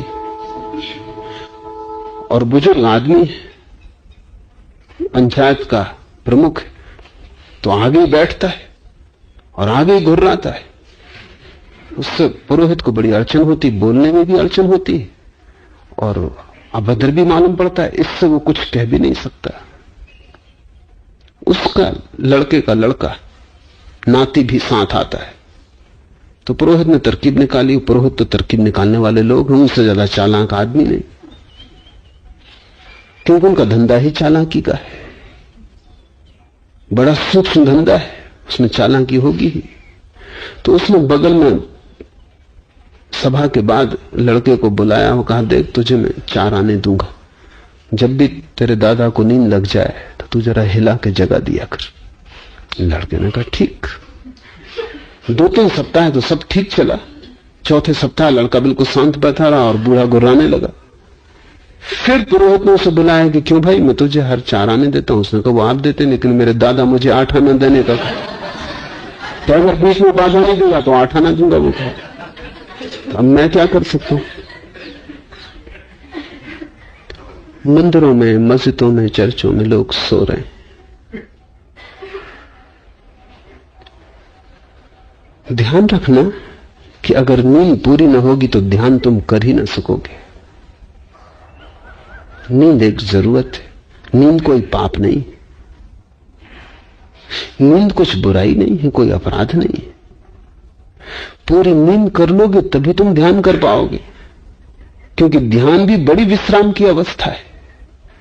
अगर तुम नींद ही में पूरे न गए तो जैसे तुम शांत बैठोगे वैसे ही नींद लग जाएगी, क्योंकि जरूरत शरीर की पहले पूरी होती। इसे ध्यान रखना, शरीर की जरूरत पहले, आत्मा की जरूरत बाद में। और शरीर की जरूरत जिसने पूरी नहीं की उसकी आत्मा की जरूरत कभी भी वो पूरी नहीं कर पाएगा। इसलिए तो हम कहते हैं भूखे भजन न होई गोपाला। भूख लगी हो तो भजन कैसे करोगे? भूख ही भजन में गूंजती रहेगी। पेट भरा हो तो ही भजन हो सकता। इसका यह मतलब भी नहीं कि पेट बहुत भरा हो तो भी भजन नहीं हो सकता। एक सम्यक अवस्था चाहिए शरीर की, न तो बहुत भोजन, न बहुत कम, न बहुत ज्यादा नींद, न बहुत कम, न बहुत ज्यादा श्रम, न बहुत कम। और हर व्यक्ति को अपना सूत्र खुद ही खोजना पड़ता है, क्योंकि हर व्यक्ति दूसरे व्यक्ति से अलग है। इसलिए दुनिया में कोई तुम्हारे लिए नियम नहीं बना सकता। लेकिन अक्सर ये भ्रांति होती है। ये भी तुम समझ लेना कि मिताचारी होने का यह भी अर्थ है कि तुम दूसरे के लिए नियम बनाने की कोशिश मत करना, क्योंकि जो तुम्हारे लिए नियम है वो दूसरे के लिए घातक फंदा हो सकता है।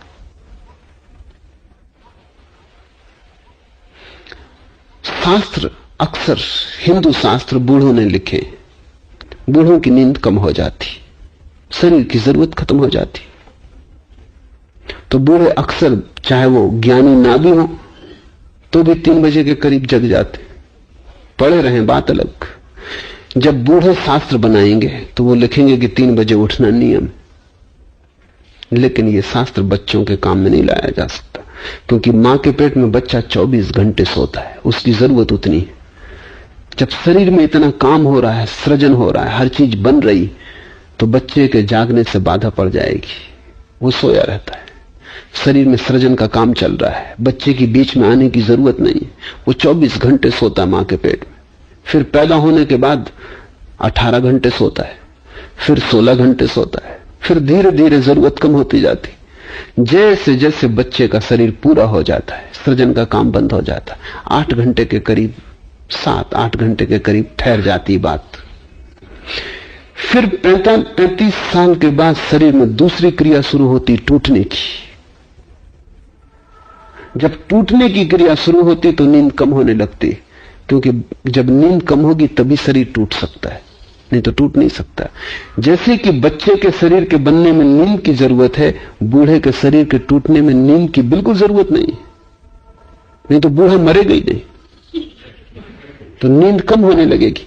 नींद के कम होने का मतलब है कि शरीर में अब बनने का काम बंद हो गया। हिंदुओं के शास्त्र बूढ़ों ने लिखे, तो बूढ़े अपने हिसाब से लिखते। अगर 2 माह का बच्चा शास्त्र लिख सके तो वो लिखेगा कि 20 घंटे सोना नियम। जवान अगर लिखेगा तो 7-8 घंटे सोना नियम है, बूढ़ा अगर लिखेगा तो 3-4 घंटे काफी है। फिर एक एक व्यक्ति में भेद है। तुम भोजन अलग अलग ढंग का करते हो। अब जो मांसाहारी है वो थोड़ा ज्यादा सोएगा, जो शाकाहारी है वो थोड़ा कम सोएगा, क्योंकि मांस को पचाने के लिए शरीर को ज्यादा श्रम करना पड़ता है। साग सब्जी को पचाने के लिए उस तरह का श्रम नहीं करना पड़ता, इसलिए शाकाहारी कम सोएगा। जो मजदूर है वो ज्यादा सोएगा, क्योंकि दिन में इतना श्रम किया है कि शरीर के बहुत से सेल टूट गए, उनको पूरा करने के लिए उसे गहरी नींद जरूरी है। जो करोड़पति है उसको सोने के लिए ट्रैंकुलाइजर लेना पड़ेगा, क्योंकि उसने कोई श्रम किया नहीं, कुछ टूटा नहीं। जब कुछ टूटा नहीं तो बनने का सवाल नहीं, इसलिए नींद की कोई जरूरत नहीं है उसकी। तो रात करवटें बदलेगा। करवटें बदलना असल में शरीर की तरकीब है नींद में श्रम करने की। करवट बदलने का इतनी मतलब है कि कुछ भी नहीं किया तो कम से कम करवट तो बदलो, तो थोड़ा श्रम हो जाए, थोड़ा श्रम हो जाए तो थोड़ी नींद लग जाए। अगर तुमने बौद्धिक श्रम किया है दिन में तो नींद कठिन हो जाएगी, अगर शारीरिक श्रम किया है तो नींद बड़ी सुगम होगी।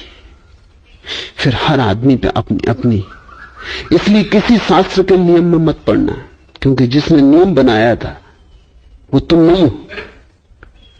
जिसने नियम बनाया था वो अपने लिए होगा, उसके लिए ठीक रहा होगा।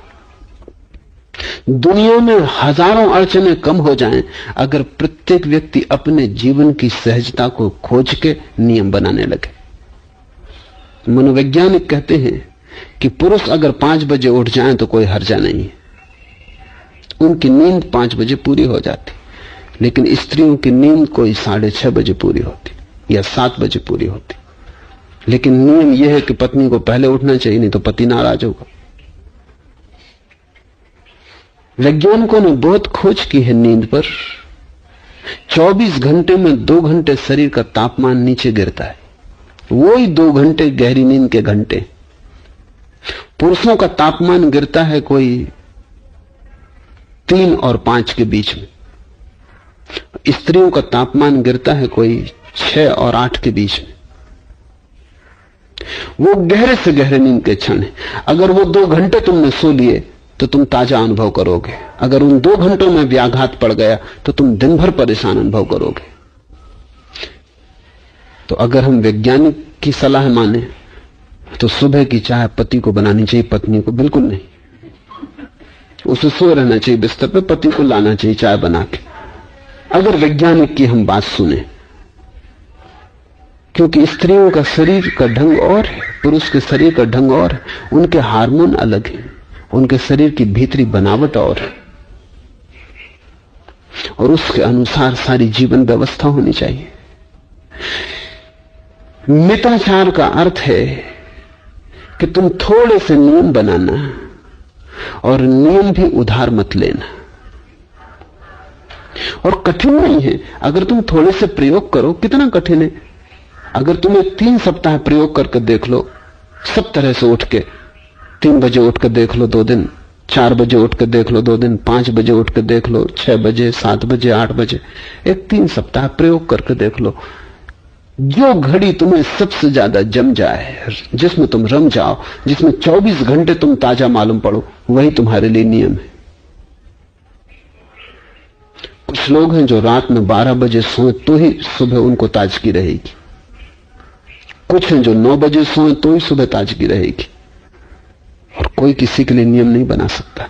प्रत्येक व्यक्ति अनूठा और अलग अलग है। अपना नियम खोजना और अपने नियम को ठीक से समझ के अनुसार चलने पर तुम पाओगे तुम्हारे जीवन में बड़ी सहजता और स्वाभाविकता आ जाती, अड़चन कम हो जाती। दूसरे का नियम हमेशा अड़चन देगा। जैसे विनोबा के आश्रम में विनोबा 3 बजे उठते हैं तो सबको 3 बजे उठना चाहिए। अभी अड़चन की बात है। विनोबा बूढ़े आदमी हैं, उनकी जरूरत होगी तो वो 9 बजे सो जाते, लेकिन 9 बजे दूसरों को नींद ही नहीं आती। वो पड़े हैं लेकिन 9 बजे नियम है आश्रम का, तो 9 बजे सो जाना है, फिर 3 बजे उठाना है। फिर दिन भर बेचैनी, फिर बेचैनी से इरिटेशन, फिर बेचैनी से हर छोटी छोटी बात में क्रोध है। इसलिए तुम साधु संतों को बड़ा क्रोध ही पाओगे। उनके भीतर जीवन ऊर्जा सम्यक नहीं है, इसलिए हर छोटी चीज परेशान करेगी, हर छोटी चीज पर नाराजगी आएगी। नाराजगी का कारण भीतर है कि तुम बेचैन हो, न ठीक भोजन कर रहे हो, न ठीक सो रहे हो, न ठीक श्रम कर रहे हो। तुम्हारी अड़चन स्वाभाविक है। अपना नियम खोज लेना, आने देना अनुशासन को भीतर से। इसलिए मैं तुम्हें सिर्फ विवेक सिखाता हूं कि तुम होश पूर्वक अपने को समझने की कोशिश करो। दुनिया में कोई तुम्हारा मालिक नहीं है और किसी ने तुम्हारे लिए आखिरी नियम नहीं लिख दिए। तुम्हारा धर्मशास्त्र तुम्हारे शरीर और तुम्हारे मन में छिपा है।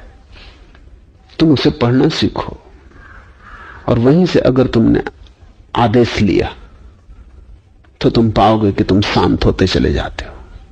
जितने तुम शांत होते हो उतने आनंद की क्षमता बढ़ती, और तब तुम ये भी पाओगे कि बहुत नियम की जरूरत नहीं है। बड़े छोटे से नियम जिनको नियम कहना भी ठीक नहीं है, तुम्हारे जीवन को रूपांतरित कर देंगे। मानवीय कारोबार की व्यवस्था में मिताचारी होने से बढ़िया दूसरा नियम नहीं।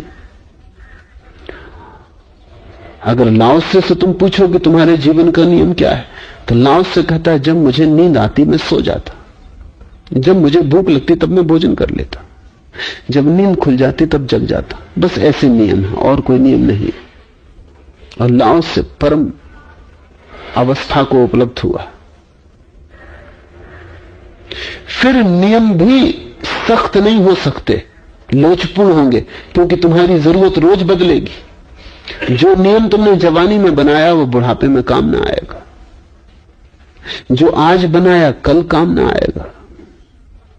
इसलिए तुम नियम को भी सख्त मत बना लेना। अपना भी बनाया हुआ नियम सख्त नहीं होना चाहिए।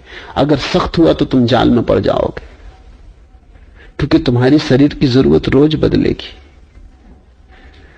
आवश्यकता के अनुसार तुम जागते हुए बदलते जाना। नियम लोचपूर्ण चाहिए। तुम नियम के लिए नहीं हो, नियम तुम्हारे लिए है। नियम तुम्हें व्यवस्था देने के लिए है। तुम यहां इसलिए नहीं हो कि कुछ नियमों को तुम अपने में व्यवस्था दो। मिताचार पूर्व निवारण करना है। और जिस व्यक्ति के जीवन में लोचपूर्ण, कम से कम अपरिहार्य नियम होंगे अपने ही खोजे हुए, वो व्यक्ति पूर्व निवारण कर लेता है। उसकी हजारों मुसीबतें आती ही नहीं। पहले तो मुसीबत को बुलाना और फिर निवारण करना ना समझिए। मुसीबत तो पहले ही रोकी जा सकती है। मुसीबत का तो पूर्व निवारण हो सकता है। लेकिन बड़ा होश चाहिए, तब बड़ी सजगता चाहिए। तुमने भी कई बार अनुभव किया है कि क्रोध तुम करते हो, पीछे पछताते हो, दुखी होते हो, निर्णय लेते हो नहीं करूंगा क्रोध, लेकिन फिर क्रोध हो जाता है। क्या कारण होगा? तुम पूर्व निवारण नहीं कर पा रहे हो। बीमारी जब आ जाती तब तुम उसे हटाते हो, तब तक तो बीमारी ने जड़ें जमा ली। क्रोध कोई अकेली घटना नहीं है, मल्टी काजल है, उसके बहुत कारण है। एक आदमी ने तुम्हें गाली दी, तुम ये मत समझना कि बस यही कारण है क्रोध का। तुम अगर ठीक से न सोए तो वो भी कारण बनेगा क्रोध का। तुम्हें अगर ठीक से भोजन न मिला तो वो भी कारण बनेगा क्रोध का। तुम्हारे जीवन में अगर प्रेम की धारा न बही तो तुम हर घड़ी राजी हो क्रोधित होने के लिए। ये आदमी की गाली देना तो सिर्फ बहाना है। ये सब चीजें तुम्हारे भीतर तैयार है, बारूद तैयार है। ये आदमी तो सिर्फ एक अधजली सिगरेट फेंक देता है, विस्फोट हो जाता, तुम समझते हो ये आदमी बम फेंक दिया। इस आदमी ने कुछ भी नहीं किया है, इस आदमी का कोई संबंध ही नहीं है। तुम अगर भीतर शांत हो तो ये सिगरेट उस शांति के जल में जाके बुझ जाती, पता भी ना चलता। तुम भीतर अशांत थे, बारूद मौजूद थी, सूखी बारूद लिए घूम रहे हो, और तुम सोचते हो कोई दूसरा तुम्हें क्रोधित करवा रहा है। फिर तुम कसमें खाते हो, व्रत नियम लेते हो कि मैं क्रोध ना करूंगा। तुम और दूसरा पागलपन कर रहे हो, क्योंकि जब बारूद भीतर मौजूद है तुम कैसे क्रोध ना करोगे। वैसी झंझट थी, अब दुगनी हो गई। अब तुम इस बारूद को दबाए फिर रहे हो। अब ये विस्फोट भयंकर होगा, जिस दिन फूटेगा उस दिन तुम बचोगे ही नहीं। तुम किसी की हत्या करोगे या आत्महत्या करोगे। पुरुष ज्यादा आत्महत्याएं करते हैं, इससे तुम्हें जान के हैरानी होगी। स्त्रियां कोशिश करती हैं ज्यादा, लेकिन सफल नहीं होती। स्त्रियों का काम धंधा ही ऐसा है।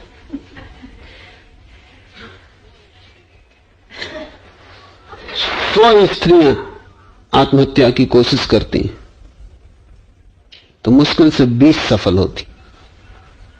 उनकी कोशिश भी अधूरी अधूरी है। वो कोशिश के कारण दूसरे हैं, वो ठीक मरना नहीं चाहती। अगर 100 पुरुष आत्महत्या की कोशिश करते हैं तो 50 सफल होते हैं। स्त्रियां कोशिश ज्यादा करती हैं, इसलिए तुम्हें यह भ्रांति होगी कि स्त्रियां बहुत आत्महत्या करती। नहीं, आत्महत्या पुरुष ज्यादा करते हैं, 2 गुनी ज्यादा। स्त्रियों से दुगनी आत्महत्या करते हैं। और कारण क्या है? कारण यह है कि स्त्रियां अपने क्रोध को निकाल लेती, बर्तन तोड़ देंगी, प्लेट पटक देंगी, बच्चे की पिटाई कर देंगी, निकाल लेती, रो लेंगी, चीख चिल्ला लेंगी, कपड़े फाड़ लेंगी, सिर के बाल खींच लेंगी। आत्महत्या के लायक क्रोध इकट्ठा नहीं हो पाता और पुरुष अकड़ा हुआ रहता है। रो कैसे सकता है? मर्द कहीं रोता है? अब मर्द नहीं रोता तो भगवान ने मर्द की आंखों में आंसू की ग्रंथि क्यों बनाई? तो भगवान ने कुछ गलती की। उतनी बड़ी ग्रंथि आदमी की आंखों में है जितनी स्त्री की, उसमें उतने ही आंसू भरे, वो निकलने चाहिए। लेकिन मर्द रो नहीं सकता। छोटे छोटे बच्चों को हम सिखलाते हैं, क्या रो रहा है? लड़कियों जैसा व्यवहार कर रहा है। आंख लड़के और लड़की के में कोई फर्क नहीं है। और रोना एक निकास है, और जो रो नहीं सकता वो ठीक से हंस भी नहीं सकता, क्योंकि हंसी में भी आंसू निकल आते हैं। रोना और हंसी दोनों तरफ से एक ही दिशा में यात्रा करते। तो पुरुष ना तो हंसता है ठीक से, न रोता है ठीक से, न क्रोध करता है, अकड़ में बना रहता है। तो इतना इकट्ठा हो जाता है मवाद कि जब फूटता है तो या तो हत्या करता है या आत्महत्या करता है। अगर दुर्जन हुआ तो हत्या करता है, सज्जन हुआ तो आत्महत्या करता है। बस इतनी फर्क है, दोनों ही हत्या करते हैं। दुर्जन दूसरे को मिटाता है, सज्जन अपने को मिटाता है, लेकिन मिटाने में दोनों एक जैसे हैं। जो व्यक्ति क्रोध से पीड़ित हो उसको पूर्व निवारण करना चाहिए और अपनी पूरी जीवन स्थिति को समझना चाहिए कि मैं बारूद कैसे इकट्ठी कर रहा हूं और बारूद को सूखा रखा हुआ हूं। मैं खतरा लेके घूम रहा हूं, जैसे पेट्रोल की टंकी पे लिखा रहता है इनफ्लेमेबल, ऐसी सबकी खोपड़ी पे लिखा रहना चाहिए इनफ्लेमेबल, कि जरा कोई ने माचिस जलाई कि झंझट खड़ी हो जाएगी। लाओस से कहता है जिसने जीवन को समझने की कोशिश की और जीवन के छोटे छोटे नियम जो सहजता से आने चाहिए, शास्त्रों से नहीं, वो पूर्व निवारण कर लेता है। मिताचार पूर्व निवारण करना है। To be sparing is to forestall, पहले से ही तुम काट देते हो वो जड़ें। ठीक से सो, सम्यक निद्रा जरूरी है। ठीक से भोजन करो, सम्यक भोजन जरूरी है। होश पूर्वक उठो बैठो चलो, होश जरूरी है। स्वाभाविक बनो, अस्वाभाविक की आकांक्षा मत करो। जरूरतों को पूरा करो, वासनाओं की उपेक्षा करो। व्यर्थ की दौड़ में मत लगो, सार्थक को ही बस पा लेना काफी है। शक्ति को बचाओ, अकारण खर्च मत करो। जितनी शक्ति तुम्हारे पास संग्रहित होगी, जितने तुम शक्तिशाली होगे उतना ही कम क्रोध होगा। जितने तुम शक्तिशाली होगे उतना ही दूसरे लोग तुम्हें कम उत्तेजित कर सकेंगे। तुम्हारी ऊर्जा ही तुम्हारा कवच है। पूर्व निवारण करना तैयार रहने और सुदृढ़ होने जैसा है। तैयार रहना और सुदृढ़ होना सदा जयी होना है। और जो आदमी पूर्व निवारण कर लेता अपनी बीमारियों का, जो अपने भीतर एक शांति का स्थल बना लेता है, एक छोटा सा मंदिर बना लेता है जहां सब शांत और मौन है, जहां बड़ी गहन तृप्ति है, परितोष है, उसे तुम उज्जवलित नहीं कर सकते, उसे तुम पराजित नहीं कर सकते। तुम उसे हराओगे कैसे? क्योंकि वो जीत की आकांक्षा ही नहीं करता। तुम उसे मिटाओगे कैसे? क्योंकि उसने खुद ही अपने को मिटा दिया है। उसके जीवन में कोई असफलता नहीं हो सकती, क्योंकि सफलता की कामना और वासना को उसने उपेक्षा कर दी है। सफलता को खाओगे या पियोगे या पहनोगे। जीवन तो बहुत छोटी छोटी चीजों से भर जाता है। रोटी चाहिए, कपड़ा चाहिए, प्रेम चाहिए, एक छप्पर चाहिए। जीवन किसी बहुत बड़ी बड़ी आकांक्षा के कारण सुखी नहीं होता। नहीं तो पक्षी कभी सुखी नहीं हो सकते थे, पौधे कभी फूल नहीं दे सकते थे, क्योंकि पौधे राष्ट्रपति कैसे बनेंगे, पक्षी प्रधानमंत्री कैसे बनेंगे।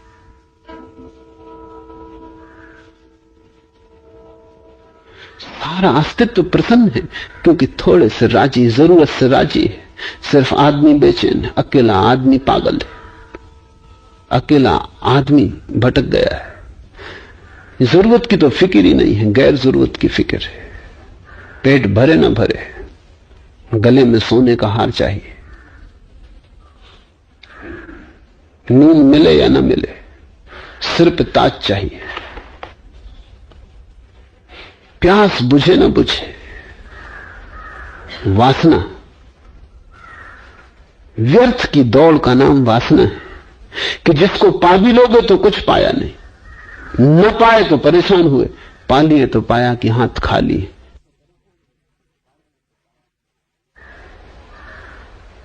वासना दुष्पूर है, उसको कभी कोई नहीं भर पाता। दौड़ना बहुत होता उसमें, पहुंचना कभी भी नहीं होता। तो लाओस से कहता है जिसने पूर्व निवारण कर लिया, जो अपनी छोटी छोटी जरूरतों में राजी हो गया। और तुम सोच भी नहीं सकते क्योंकि इतनी वासनाएं मन को पकड़े, अन्यथा तुम इतने अनुग्रहित हो जाओगे परमात्मा के। श्वास भी तुम्हारी इतनी शांत और आनंदपूर्ण हो जाएगी। उठने बैठने में एक नृत्य भीतर चलने लगेगा, बोलने में, चुप रहने में एक संगीत बजने लगेगा। जो पक्षियों को उपलब्ध है वो तुम्हें उपलब्ध नहीं हो पाता, ये हैरानी की बात है। तुम पक्षियों से श्रेष्ठ हो, तुम पौधों से बहुत आगे जा चुके हो, तुम शिखर हो उस पूरे अस्तित्व के, और तुमसे ज्यादा दीन कोई नहीं दिखाई पड़ता। तुम्हारे जीवन में कभी फूल लगते ही नहीं, संगीत कभी लगता ही नहीं, कभी तुम नाचने की घड़ी में आ ही नहीं पाते, तुम कभी मदमस्त नहीं हो पाते।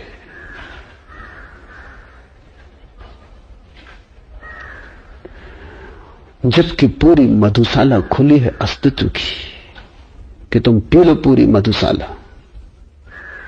कबीर कहते हैं सूरत कलारी भई मतवारी, मधवा पी गई बिन तौले। कबीर कहते हैं कि मैं तो अब बिना तौले सारी मधुशाला को पी गया। तौलना भी क्या, अनंत उपलब्ध है, तौल के भी क्या करोगे? बिना तौले पी जाओ, लेकिन नहीं पी पाओगे, क्योंकि तुम जरूरत को तो काट रहे हो और गैर जरूरत को सिर पर रखे ढो रहे हो। हम अपनी जरूरतों को महत्वाकांक्षा के लिए काटते चले जाते हैं। हम कहते हैं कल महत्वाकांक्षा पूरी हो जाएगी, तब सब ठीक हो जाएगा। तुमने एक दुकानदार को भोजन करते देखा है? भागा भागा भोजन करता है,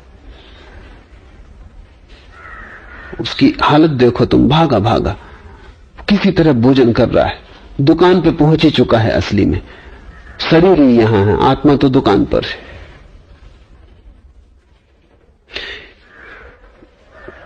स्वाद का रहस्य इसे पता ही न चल पाएगा। हिंदुओं ने अन्न को ब्रह्म कहा है। जिन्होंने अन्न को ब्रह्म कहा है उन्होंने जरूर स्वाद लिया होगा, उन्होंने तुम जैसे ही भोजन न किया होगा। वो बड़े होशियार लोग रहे होंगे, बड़े कुशल रहे होंगे। कोई गहरी कला उन्हें आती थी कि रोटी में उन्होंने ब्रह्म को देख लिया। दुनिया में किसी ने भी नहीं कहा है अन्नम ब्रह्म। कैसे लोग थे? रोटी में ब्रह्म। जरूर उन्होंने रोटी कुछ और ढंग से खाई होगी, उन्होंने भोजन को ध्यान बना लिया हो। वे भागे भागे नहीं थे, वे जब भोजन कर रहे थे तो भोजन ही कर रहे थे। उनकी पूरी प्राण ऊर्जा भोजन में लीन थी। और तब जरूर रूखी रोटी में भी वो रस है जिसको ब्रह्म कहा है। तुम्हें भोजन करना आना चाहिए। इसलिए मैं कहता हूं कि जब अन्न में ब्रह्म है तो निद्रा में भी है, उसे लेना आना चाहिए।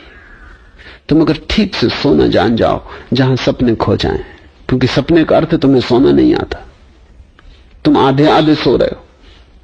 सपने का अर्थ है कुछ जागे हो, कुछ सोए हो, इसलिए तो बेचैनी है। जब सपना रहित नींद हो जाती तब नींद में भी ब्रह्म है।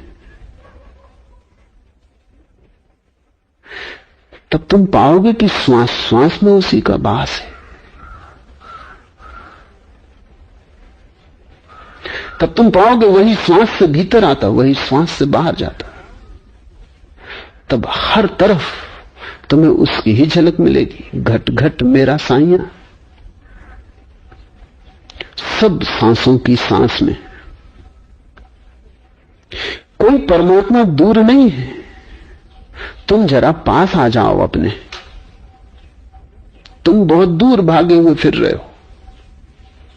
इसको लाओस से कहता है कि जैसे ही कोई मिताचार को उपलब्ध होता, पूर्व निवारण करता, तैयार हो जाता, सुदृढ़ हो जाता, सदा जयी हो जाता। उसकी विजय शाश्वत है, फिर उसे कोई हरा नहीं सकता। उसने ब्रह्म को पा लिया, अब उसकी कोई हार संभव नहीं है। हार तो वहां होती है, तुमने कोई ऐसी चीज पाली जो संसार की है तो तुम हारोगे, क्योंकि वो तुमसे छीनी जाएगी। आज नहीं कल तुम उसे खोओगे। कुछ ऐसी चीज खोज लो जिसे चोर चुरा ना पाए, जिसे आग जलाए नहीं, जिसे मृत्यु छीन न सके, फिर तुम सदा जयी हो। सदा जयी होना अशेष क्षमता प्राप्त करना है। और जो सदा जयी हो जाता है, ऐसे सदा जयियों को हमने जिन कहा है। महावीर कहा है, जीत लिया जिन्होंने।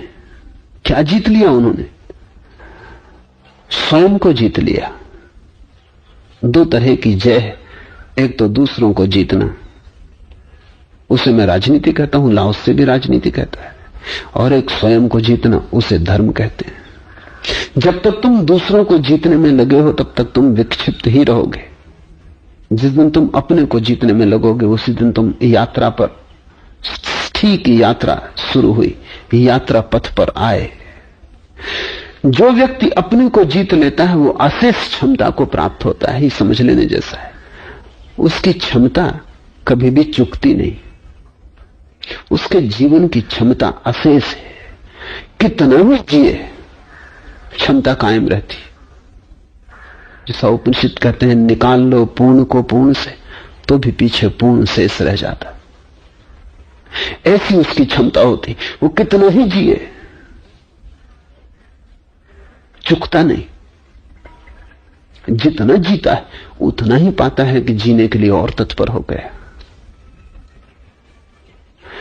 तुम चाहते तो हो कि तुम्हें और जीवन मिले, तुमने कभी से सोचा नहीं कि तुम और जीवन लेके करोगे भी क्या। तुम वैसे ही थक गए हो।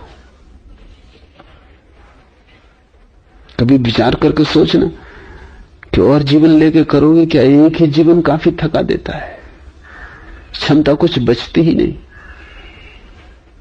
खोखले हो जाते हो दौड़ दौड़ के वासना के पीछे।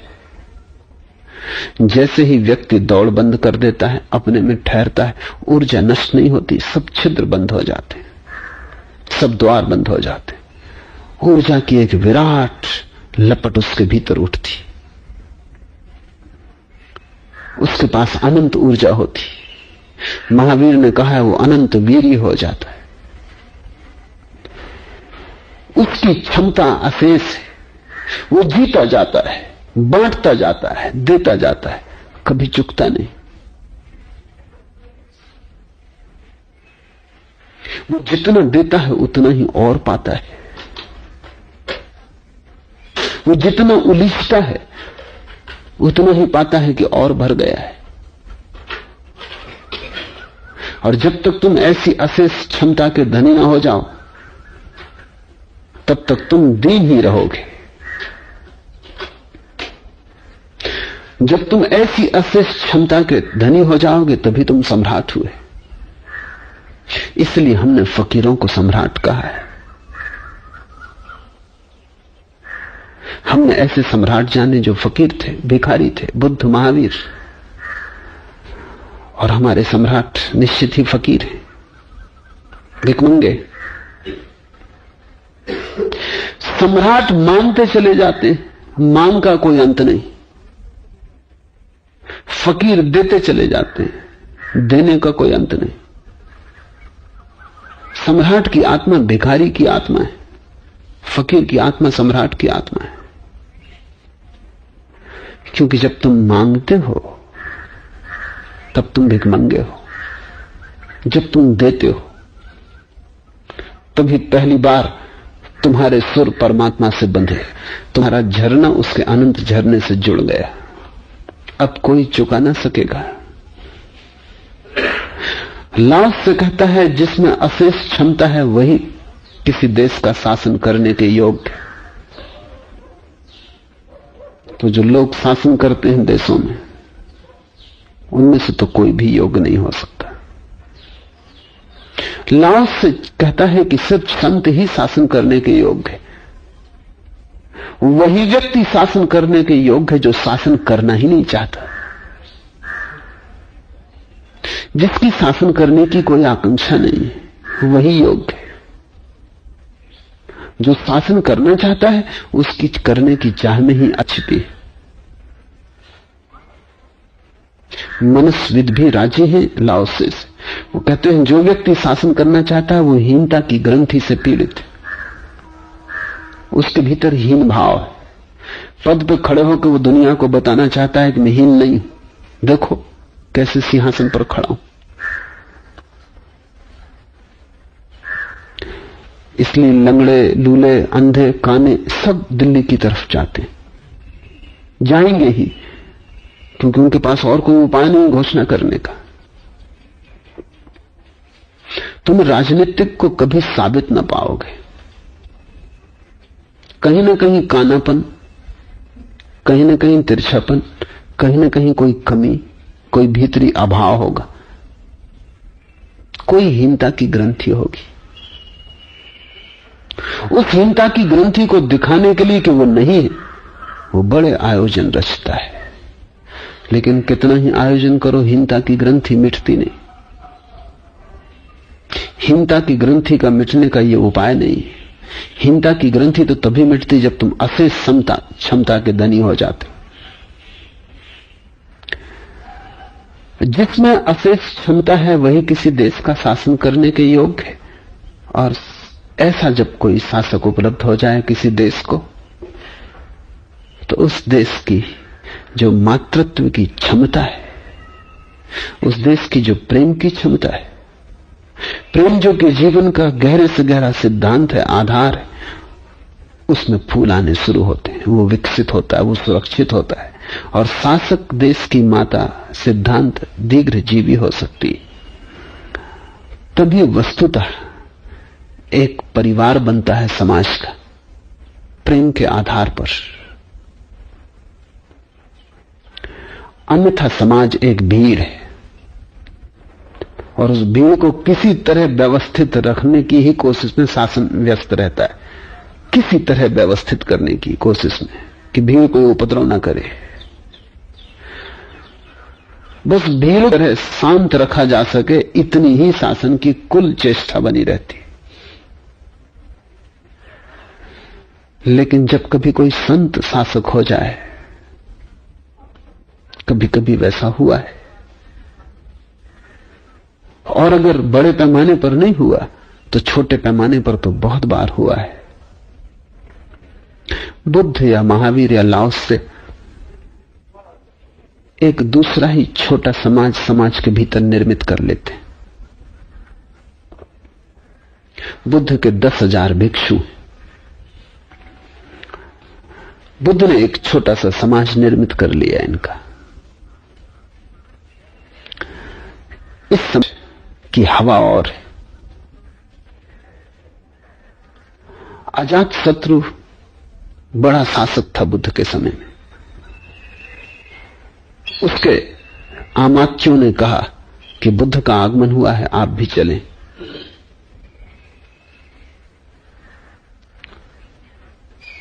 आमात्यों को, प्रजा को प्रसन्न करने के लिए वो गया।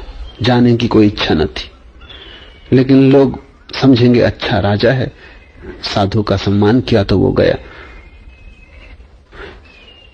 जब वे करीब पहुंचे उस आम्रवन के जहां बुद्ध ठहरे थे, तो वो ठिठक के खड़ा हो गया और उसने अपनी तलवार से म्यान निकाल ली। और उसने अपने मंत्रियों को कहा कि क्या तुम मुझे कुछ षड्यंत्र में डाल रहे हो? तुम कहते थे 10,000 भिक्षु बुद्ध के साथ हैं। जहां 10,000 आदमी हो वहां बाजार मच जाता है, और यहां तो सन्नाटा है। यहां तो ऐसा नहीं है कि एक भी आदमी हो इस आम्रवन के भीतर। तुम चाहते क्या हो? तुम मुझे कहीं धोखे में ले जाके कोई खतरा करना चाहते। वे आमात्य हंसने लगे। उन्होंने कहा, आप बुद्ध के परिवार को जानते नहीं, आप तलवार भीतर रख लें और निशंक हो जाएं। जल्दी ही इन झाड़ों के पार आपको खुद ही दिखाई पड़ जाएगा। जैसे ही उन झाड़ों की पंक्ति को अजातशत्रु पार हुआ, वो चकित हुआ। वहां 10,000 लोग थे। उसने बुद्ध से पूछा कि मेरी समझ में नहीं आता ये किस तरह के लोग हैं, क्योंकि 10,000 आदमी जाओ वहां तो उपद्रव हो नहीं, वहां तो हमें पुलिस का और इसका इंतजाम करना पड़ता है सबके, कैसे लोग शांत रहें। और ये 10,000 लोग बिना किसी व्यवस्था के और बिना किसी शासन के क्यों शांत हैं? इनको क्या हो गया है? बुद्ध ने कहा, ये और ही तरह का परिवार है, इससे तुम अपरिचित हो। तो कभी कभी बुद्धों के करीब छोटे छोटे समाज निर्मित हुए। वे समाज इस पृथ्वी पर किसी दूसरे ही लोक के प्रतिनिधि हैं। बुद्ध का शासन है उन पर, जो शासन नहीं करना चाहता। और वे शासित नहीं हैं जो उनके आसपास इकट्ठे, क्योंकि उन्होंने खुद ही समर्पण किया है। वे हराए नहीं गए, वे हारे। जब तुम किसी को हराते हो तब घृणा पैदा होती, और जब तुम खुद ही हार जाते हो तो प्रेम का जन्म होता है। वे समर्पित हैं, उन्होंने खुद ही अपने को बुद्ध के चरणों में डाल दिया है। एक दूसरे ही तरह की गंध वहां है, शांति की, आनंद की। ऐसे छोटे छोटे परिवार दुनिया में बने हैं। कभी यह भी हो सकता है कि सारी दुनिया का ऐसा बड़ा परिवार बने, क्योंकि जो 10,000 के लिए संभव है वो 10 लाख के लिए संभव है, जो 10 लाख के लिए संभव है वो 10 करोड़ के लिए भी संभव हो सकता है। लाओस से उसी सपने को तुम्हें दे रहा है। लाओस से कह रहा है, ये पृथ्वी तभी शांत होगी जब हम यहां एक गुणात्मक रूप से भिन्न तरह का परिवार बना सकेंगे, जिसमें कम से कम नियम होगा, अधिक से अधिक प्रेम होगा, जिसमें ज्यादा से ज्यादा स्वतंत्रता होगी, ना के बराबर परतंत्रता होगी, जिसमें निषेध ना होंगे, विधेय होंगे, जिसमें लोगों पर कुछ थोपा ना जाएगा, लोग अपनी ही अंतः प्रज्ञा से संचालित होंगे, जहां उनकी जीवन व्यवस्था उनके बोध से आएगी, किसी के दबाव, किसी के आरोपण से नहीं, जहां उनका जीवन उनके अंतस से बहेगा, जहां उनका आचरण उनका अपना ही सजगता का हिस्सा होगा।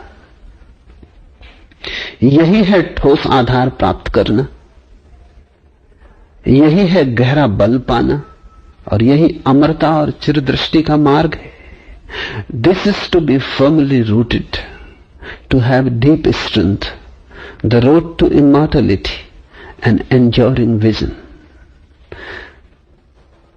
ऐसे तुम हो जाओ, इसकी फिक्र मत करो समाज कब होगा, इसकी, क्योंकि समाज तो सदा रहेगा, तुम सदा नहीं रहोगे। तुम आज हो, कल डेरा कूच करना पड़े। कुछ कहना मुश्किल है, कब बांध चलेगा बंजारा, किसी भी घड़ी। तुम फिक्र मत करो इसकी कि दुनिया कब बदलेगी। ये कोई क्रांति का चिंतन नहीं है, ये आत्म रूपांतरण का चिंतन है। तुम अपने को बदल लो। तुम चाहो तो अभी उस परिवार के हिस्से बन सकते हो जो इस पृथ्वी का नहीं है, और तुम चाहो तो उस खुले आकाश जिसकी लाओस से बात कर रहा है। इधर मैं हूं तुम्हें केवल उतना खुला आकाश देने को। तुम चाहो तो उड़ सकते हो उस खुले आकाश में। इसलिए मेरे पास न कोई नियम है, न कोई तुमसे व्रत लेता हूं, न तुम्हें कोई कस्में दिलाता हूं। तुम्हें किसी परतंत्रता में बांधने का कोई आयोजन नहीं। तुम्हारी सब जंजीरें कैसे गिर जाएं और तुम्हारे पंख फिर कैसे सबल हो जाएं कि उड़ सके। खुला आकाश ही काफी नहीं, क्योंकि पिंजड़े में अगर बहुत दिन बंद रह गए तो पंखों की उड़ने की क्षमता चली जाती। खुला आकाश चाहिए तुम्हें, और तुम्हारे पंखों को फिर से सबल बनाने की जरूरत है। तो तुम्हें कोई नियम नहीं देता ताकि तुम्हें खुला आकाश मिल जाए, और तुम्हें ध्यान देता हूं ताकि तुम्हारे पंख सबल हो जाएं और तुम उड़ सको। तुम्हें भरोसा एक बार आ जाए कि तुम उड़ सकते हो दूर आकाश की नीलिमा में, एक बार उड़ के तुम्हें स्वाद आ जाए, तो तुम इसी पृथ्वी पर इन्हीं साधारण जनों के बीच में अचानक असाधारण हो जाते हो। और मजा यह है कि यह असाधारणता आती है तब जब तुम बिल्कुल साधारण होने को राजी होते हो। साधारण होने को राजी हो जाना इस जगत में अति असाधारण घटना है। आज इतना ही।